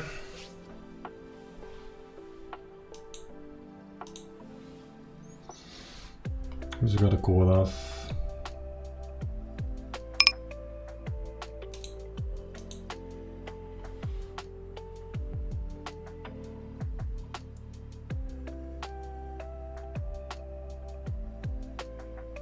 If this guy jams, this guy calls, then it becomes close.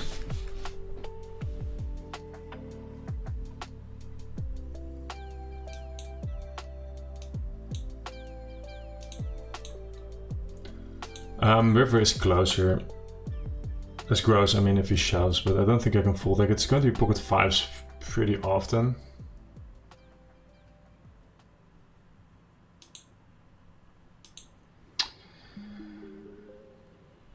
I don't want to come across as I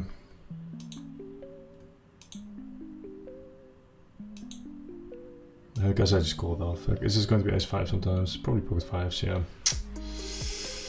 It's one of those days.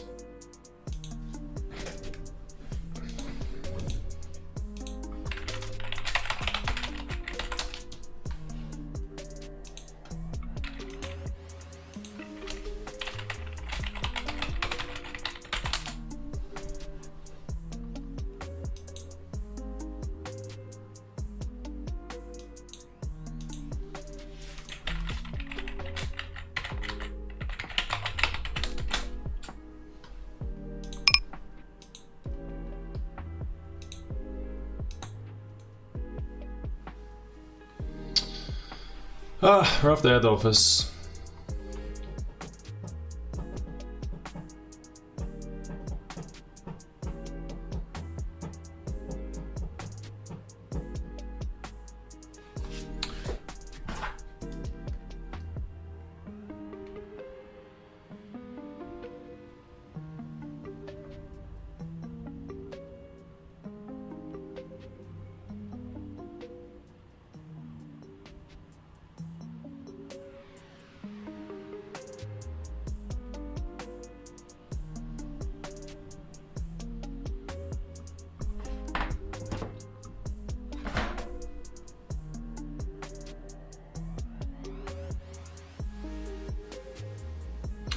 I don't think I can fold in a spot with pocket fours, and it's just a gross spot to be in.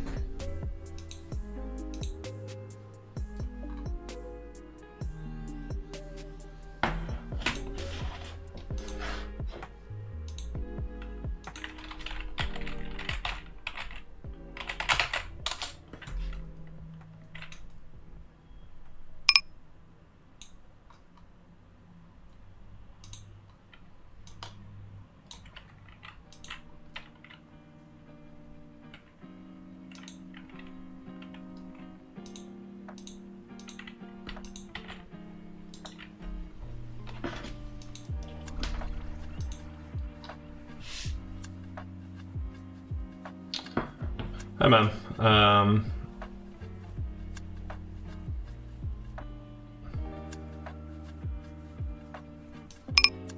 go ahead and do whatever. Thanks for the kind words. Yeah, slightly annoyed right now, but it is what it is.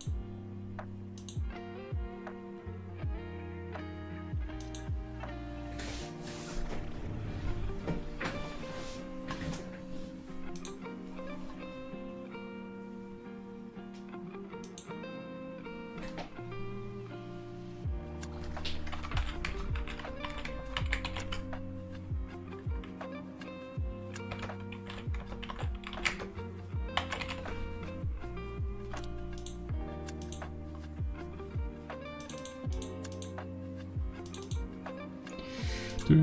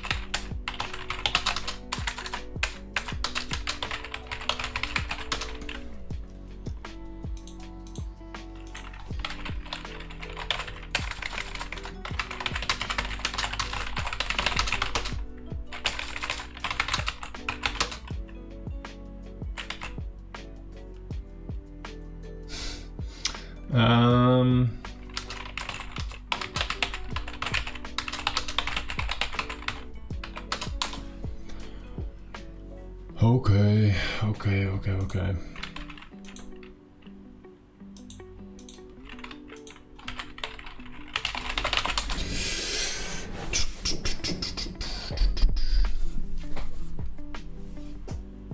Rough day at the office.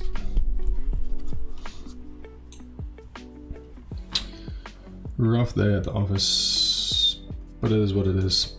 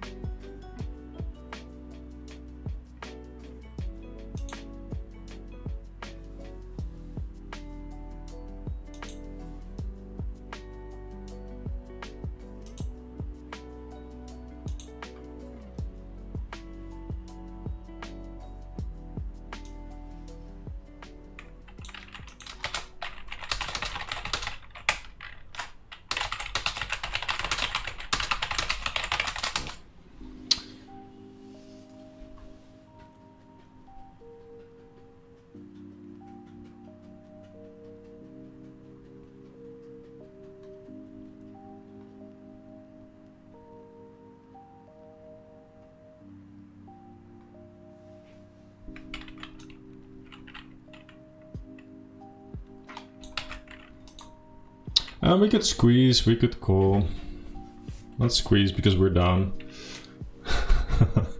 That's how you do it. Okay, let me send this to GG. Alright. That's good. So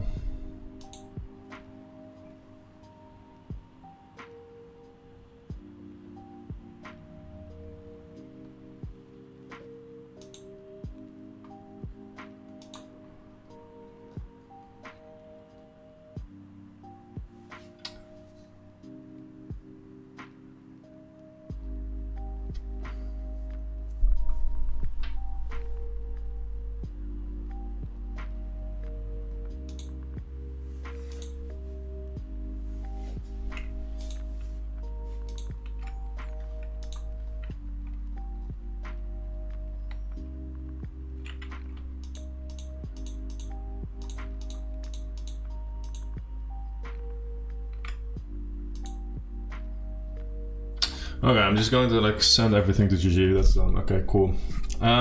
Let's see how much we're down. Sorry about this, doing this on stream. I shouldn't.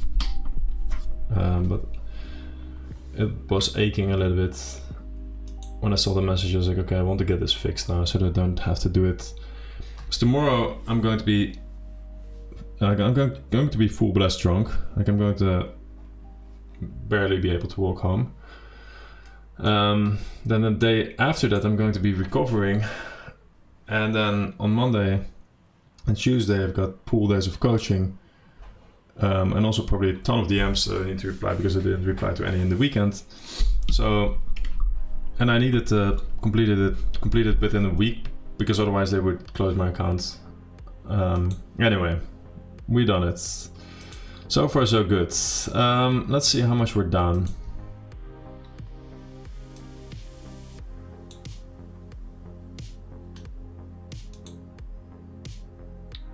Probably quite a bit. My guess would be that we're down 3.2. Okay, let's go try to be as accurate as we can. We're down right now 3.2. Let's say 3.4k USD. 3.4k USD. Because I didn't win a hand, I think, in 4k. Whew. That's a lot. That's more than I had hoped. 300 hands, 4k down. In this space, I'll be broke if I at the end of the month. Obviously, we won't keep losing this much. Hopefully, it's one of those things. It just happens though.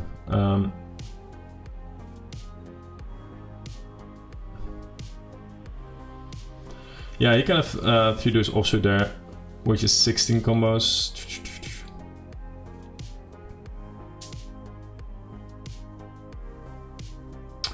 I think fold is fine, to be honest.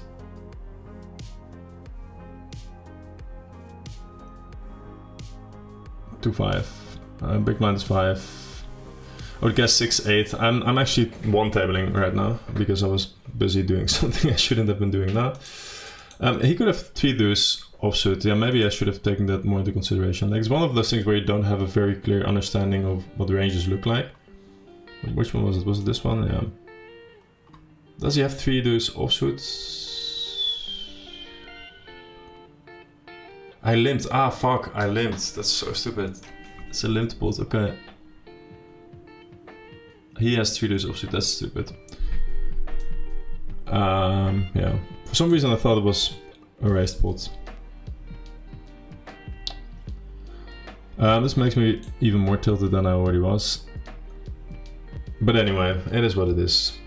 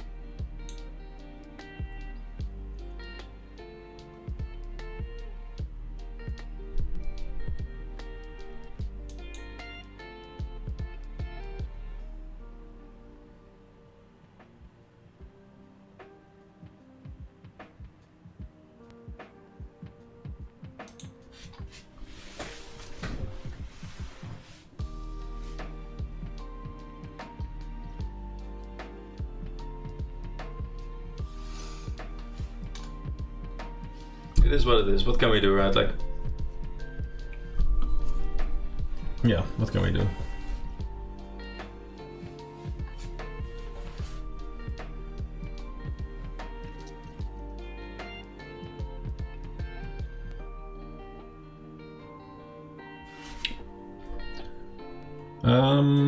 There's currently 2 tables running of 2-5, none of 5-10.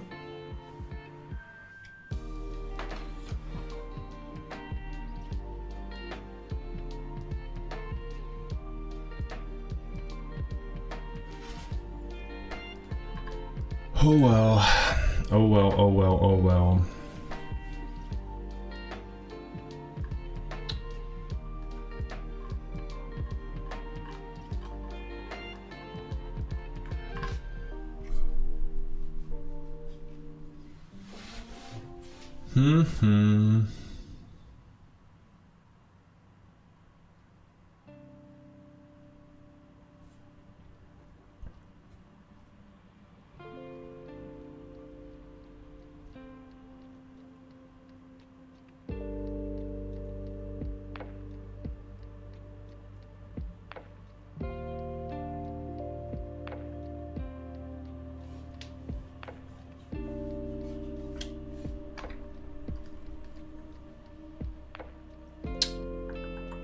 So for the time being, I'm just playing one table here. I'm trying to get more tables, but it doesn't really seem like there's an awful lot running.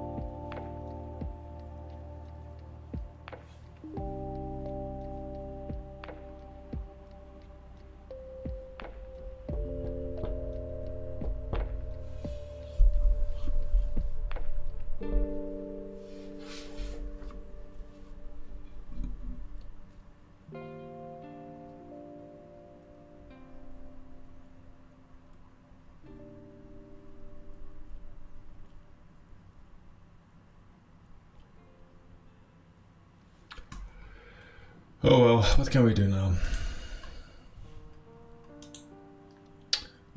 This I will check, and then I will raise some random lower, like 4-8 offsuit type hands.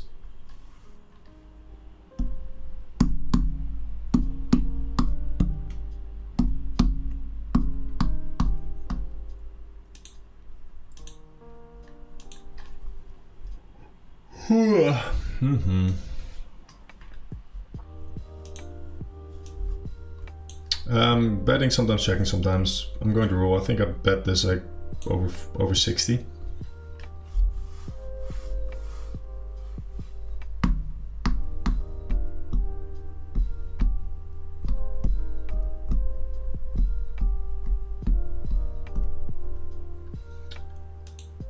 I'm going to go with 3/4 and check. Actually, I have to check this back sometimes, I guess. But let's check this back 40% of the times or something like that. I should still have straights and flushes in my checking range.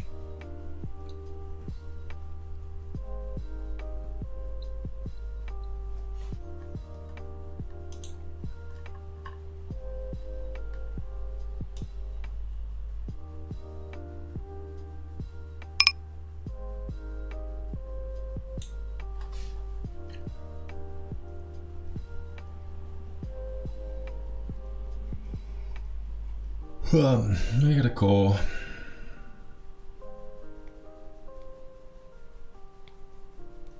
That's good. Now we're only down $3,900.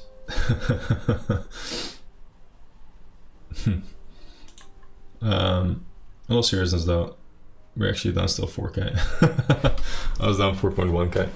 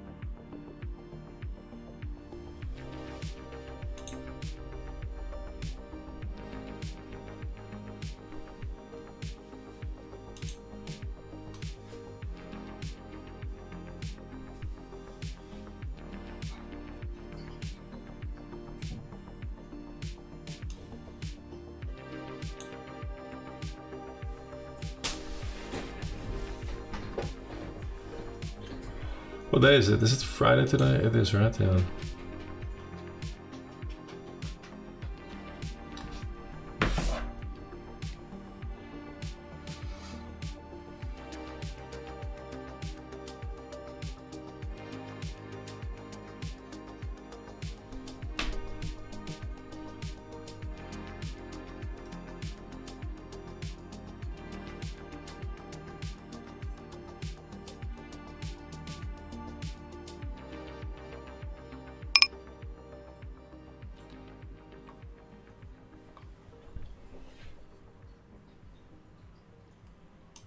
tempting to 3-bet, but I think we just fold. We could call potentially, I'm not sure.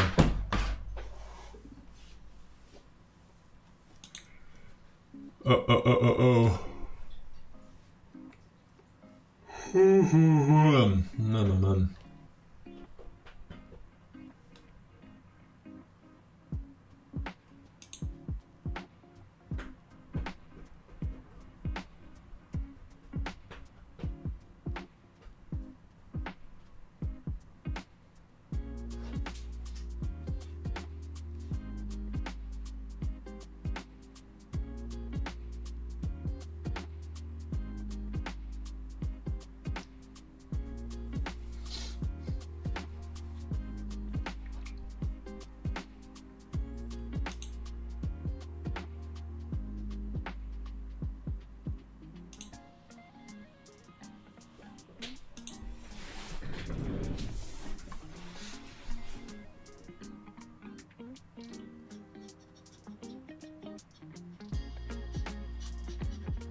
Why everyone has 200 big blinds? This is the GG anti-tables. So you're basically buying in with 200 big blinds.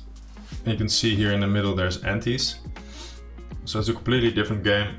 Well, not a completely different game. It's a slightly different game from regular tables.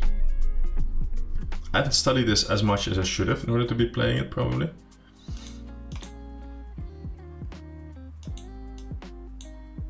But okay, here we are.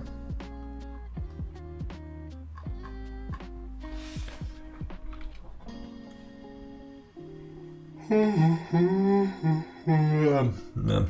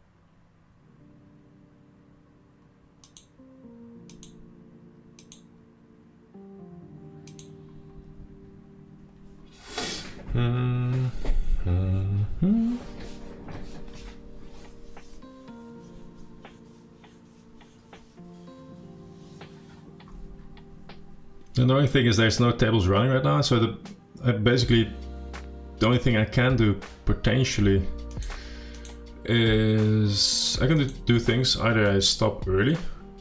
I could do three things. Either stop early would be a reasonable option.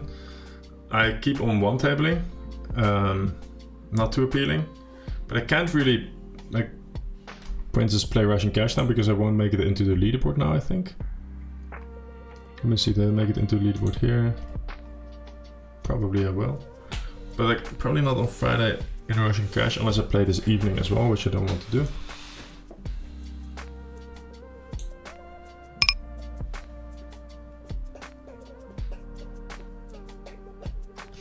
Will you try out coin poker? Ben CB just announced 100% rakeback for the entire month of March for every stake. Probably not myself because I live in the Netherlands, which means that playing on coin poker would expose me to gambling tax, which I don't want to.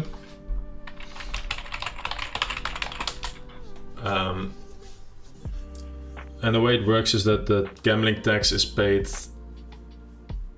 The gambling tax is paid monthly. I'm going to leave this table.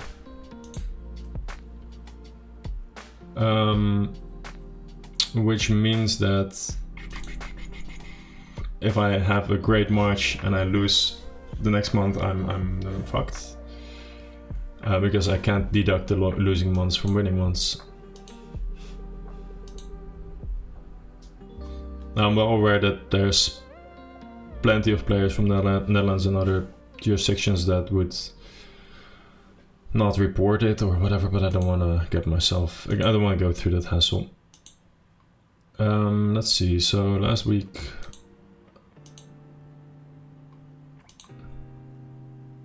Oh, 510, 510. I'm probably not going to make it into the 510 one. If I look at this, we did 129.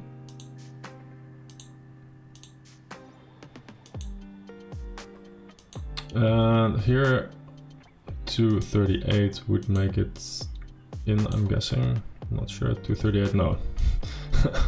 Not that, but like, who knows, right? Like, we got the Friday before. 238, probably just barely not. Like, that's kind of sick.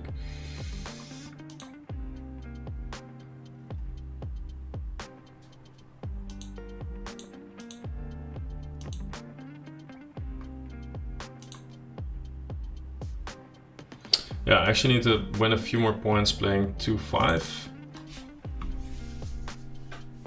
in order to make it in. But the games don't look too appealing. And there's just 2 tables running right now, so I'm not entirely sure what the solution is here.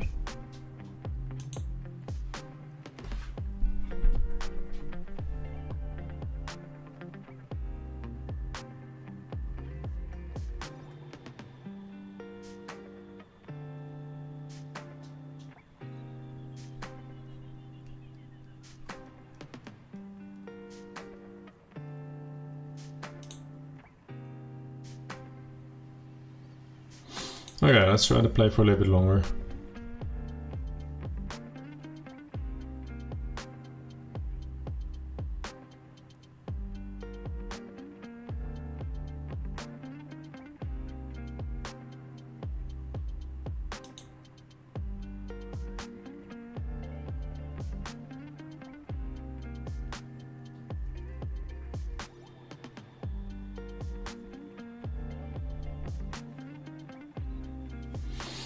Hmm.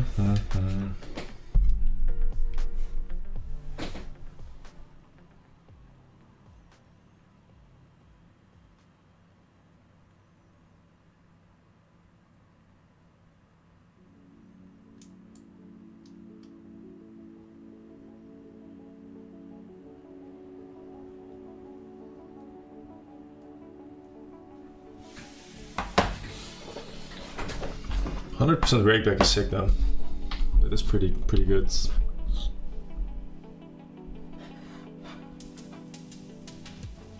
That is a good promo.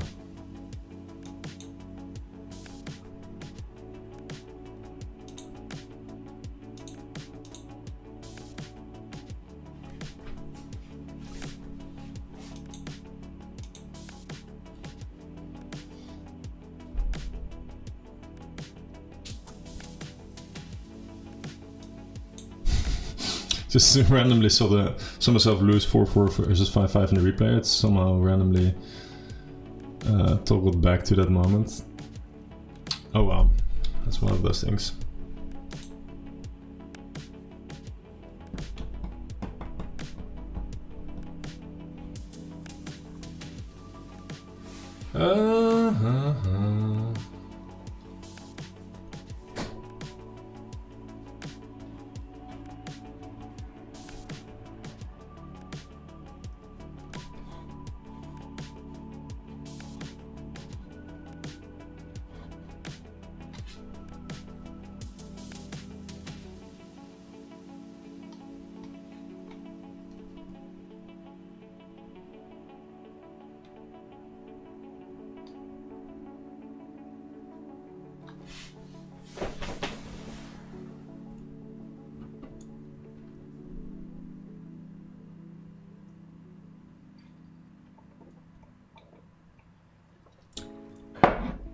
I'm going to go to the toilet real quick.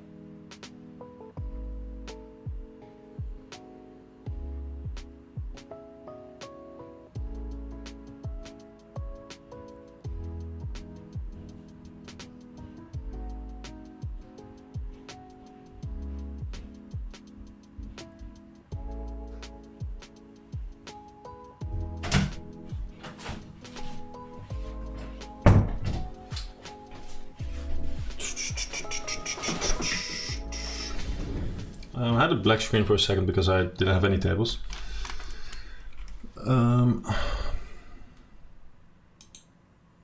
Now I do.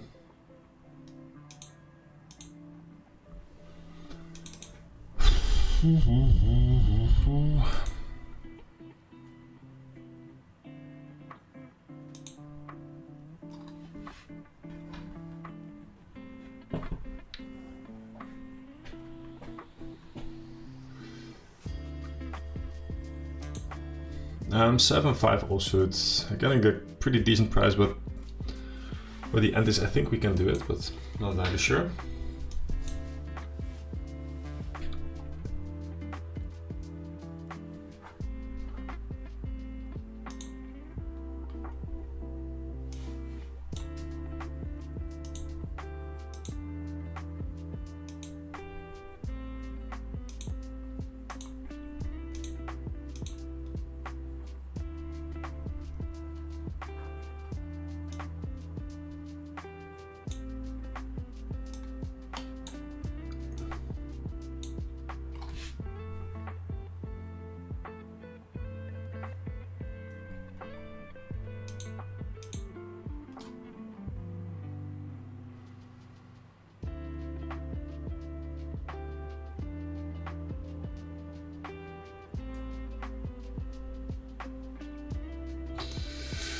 Dun, dun, dun, dun, dun.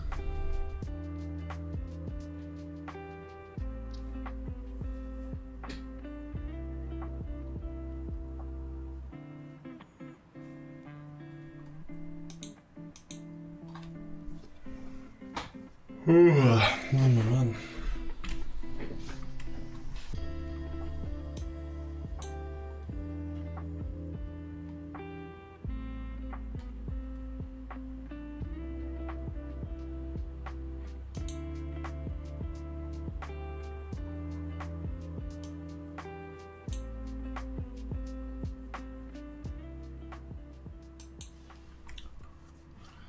That's a decent board.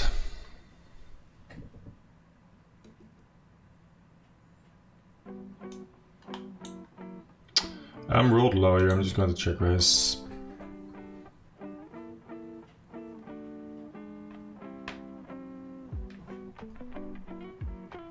Got a quick check, which means I don't think he has a check very often.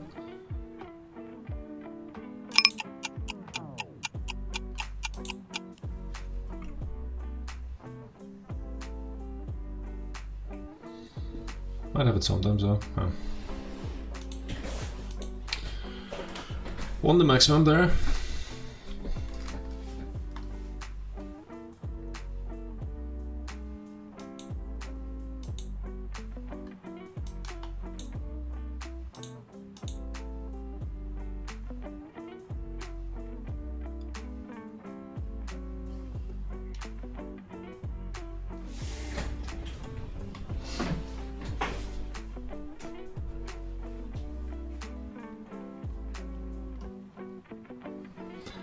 A naked gush shot is probably a fold.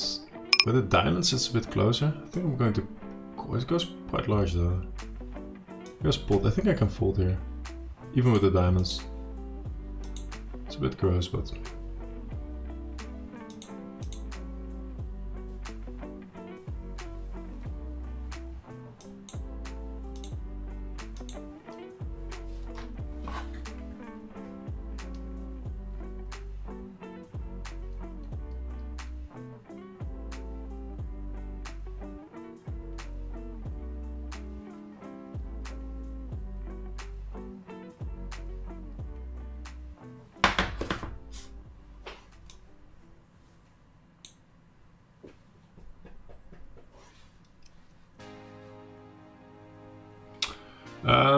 do you play some Omaha as well? I don't.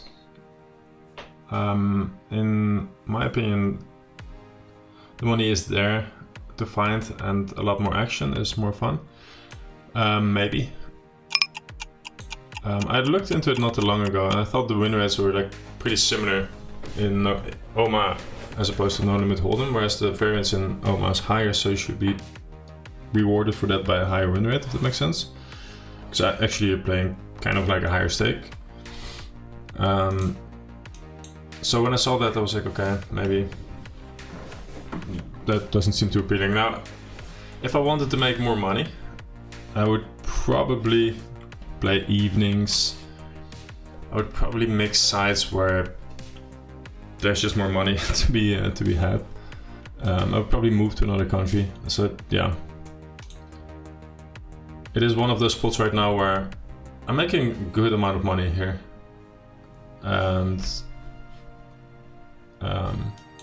yeah, things could be better.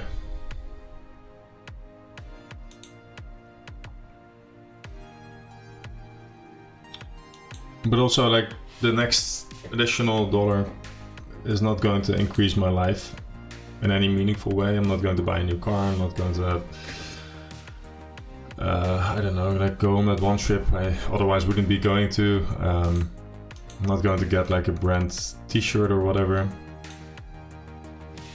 So I just want to focus on the things that I like doing.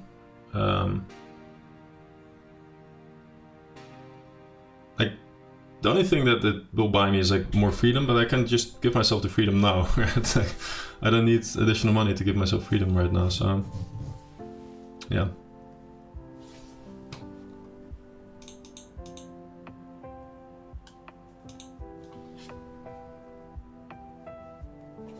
Like, if I wanted to make the most amount of money, I would probably just play rec tables, which, to be fair, like normal rec tables, because even though I think there's higher win rates here, I haven't studied it properly to the point where I could potentially carve out enough of an edge, I think. Not entirely sure, but that's what it feels like, at least today. So yeah, rambling a little bit here, but those are my thoughts.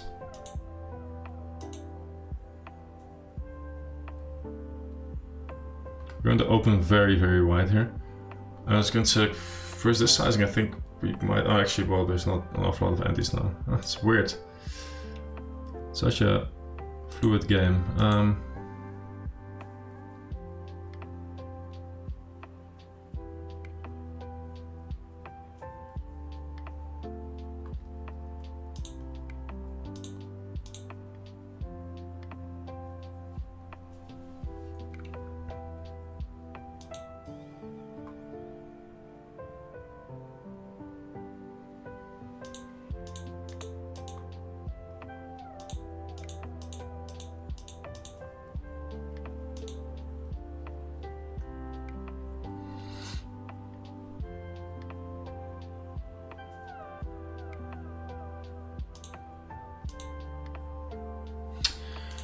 I might just play 2-5 or something like that when I'm streaming.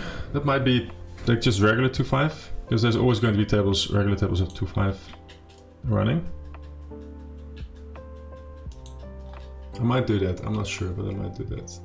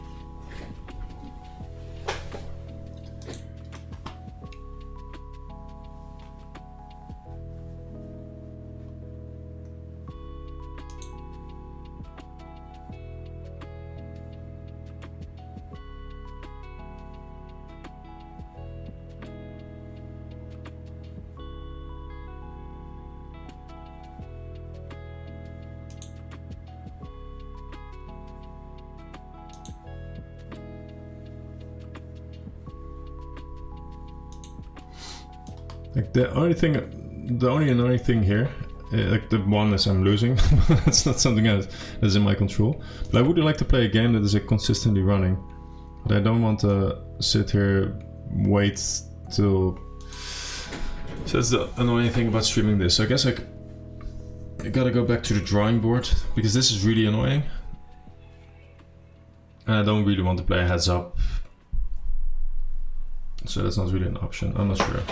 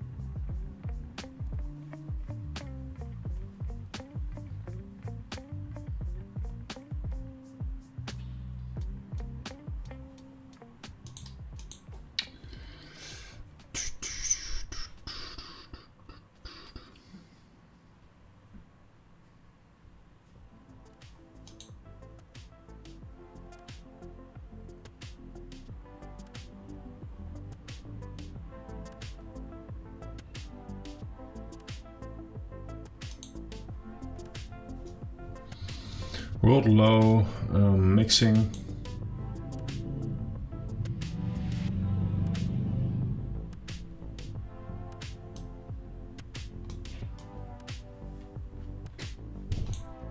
Okay.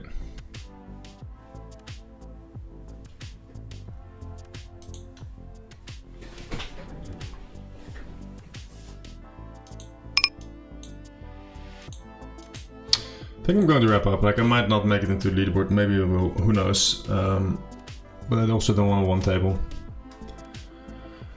Or zero table right now. So we'll quit a bit early today. It's tempting to call. Yeah, I'm going to call here.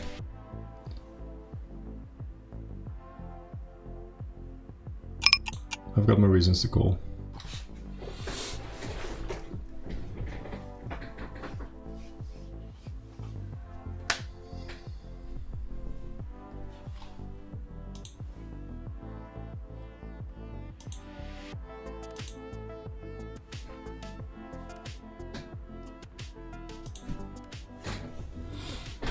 Very straightforward call.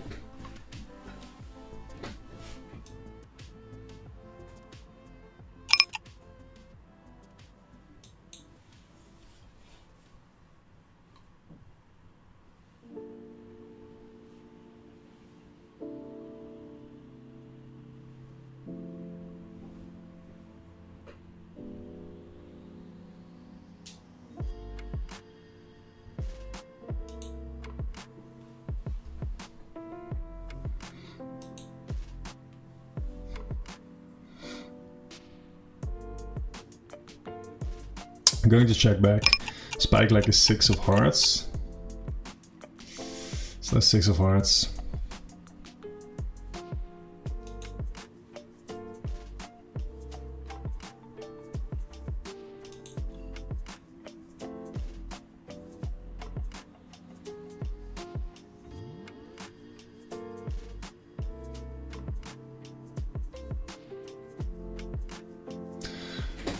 Problem here is that I'm not really blocking too much value, blocking some of his bluffs.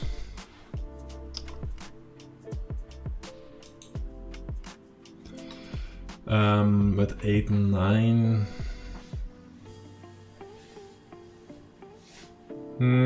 Okay. Okay, do it.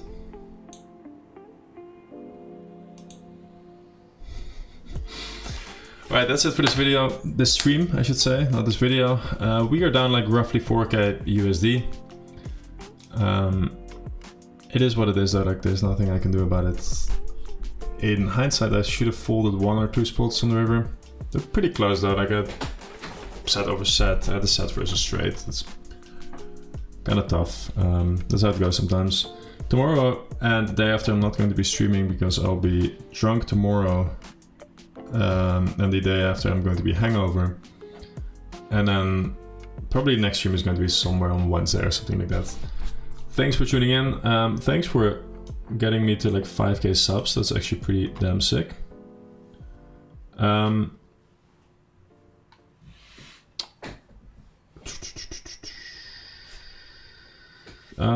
What's your win rate in No Limit Hold'em 200 Russian cash?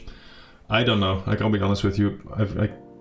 I've played a bunch over 3 years combined.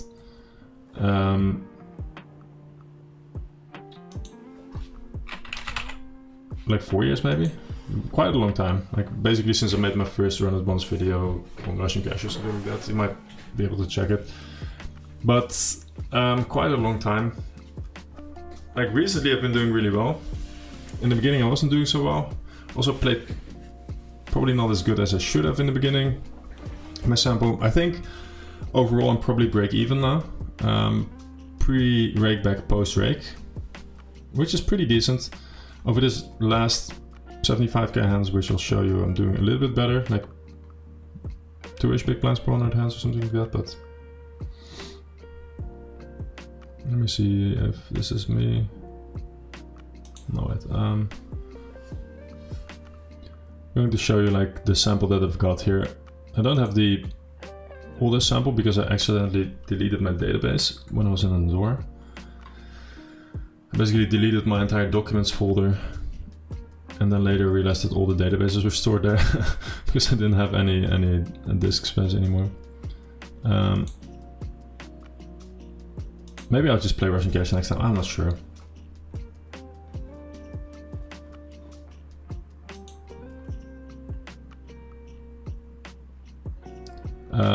But let's see, reports.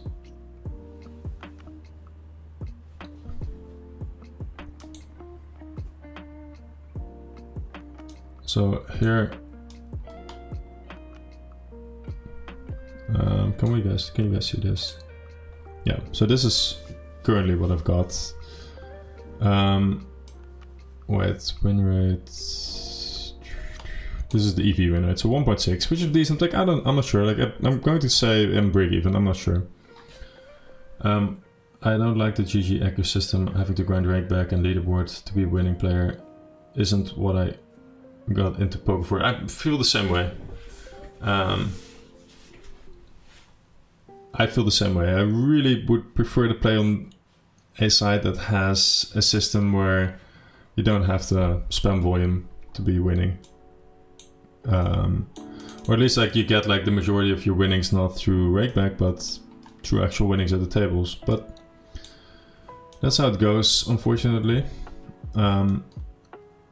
Like there's not an awful lot of options in especially not where I'm from. Like if you're able to play on a bunch of different sites, then sure, but I'm not. I can play on this iPoker skin called Holland Casino, which is just for people from the Netherlands. I'll just open the lobbies, but there's not an awful lot.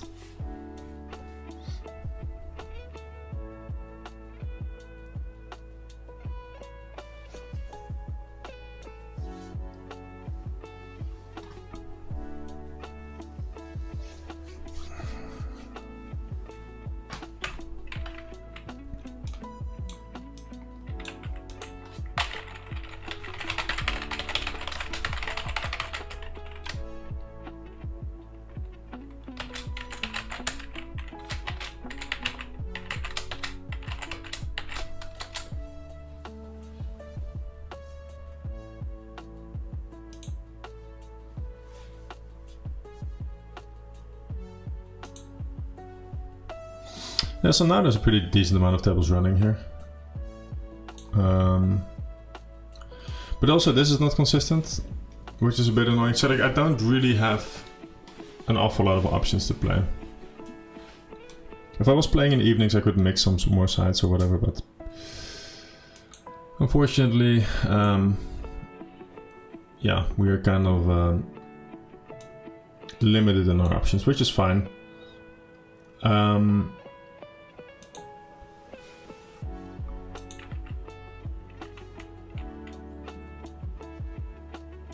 Yeah. Anyway, that's it for the stream. If you guys have any questions, whatever, feel free to join our Discord server. There's a link in the description section. And there's also a link to my both coaching programs. So if you're interested in that, feel free to check it out. For now, if you're playing today, good luck at the tables and talk to you guys soon. Cheers.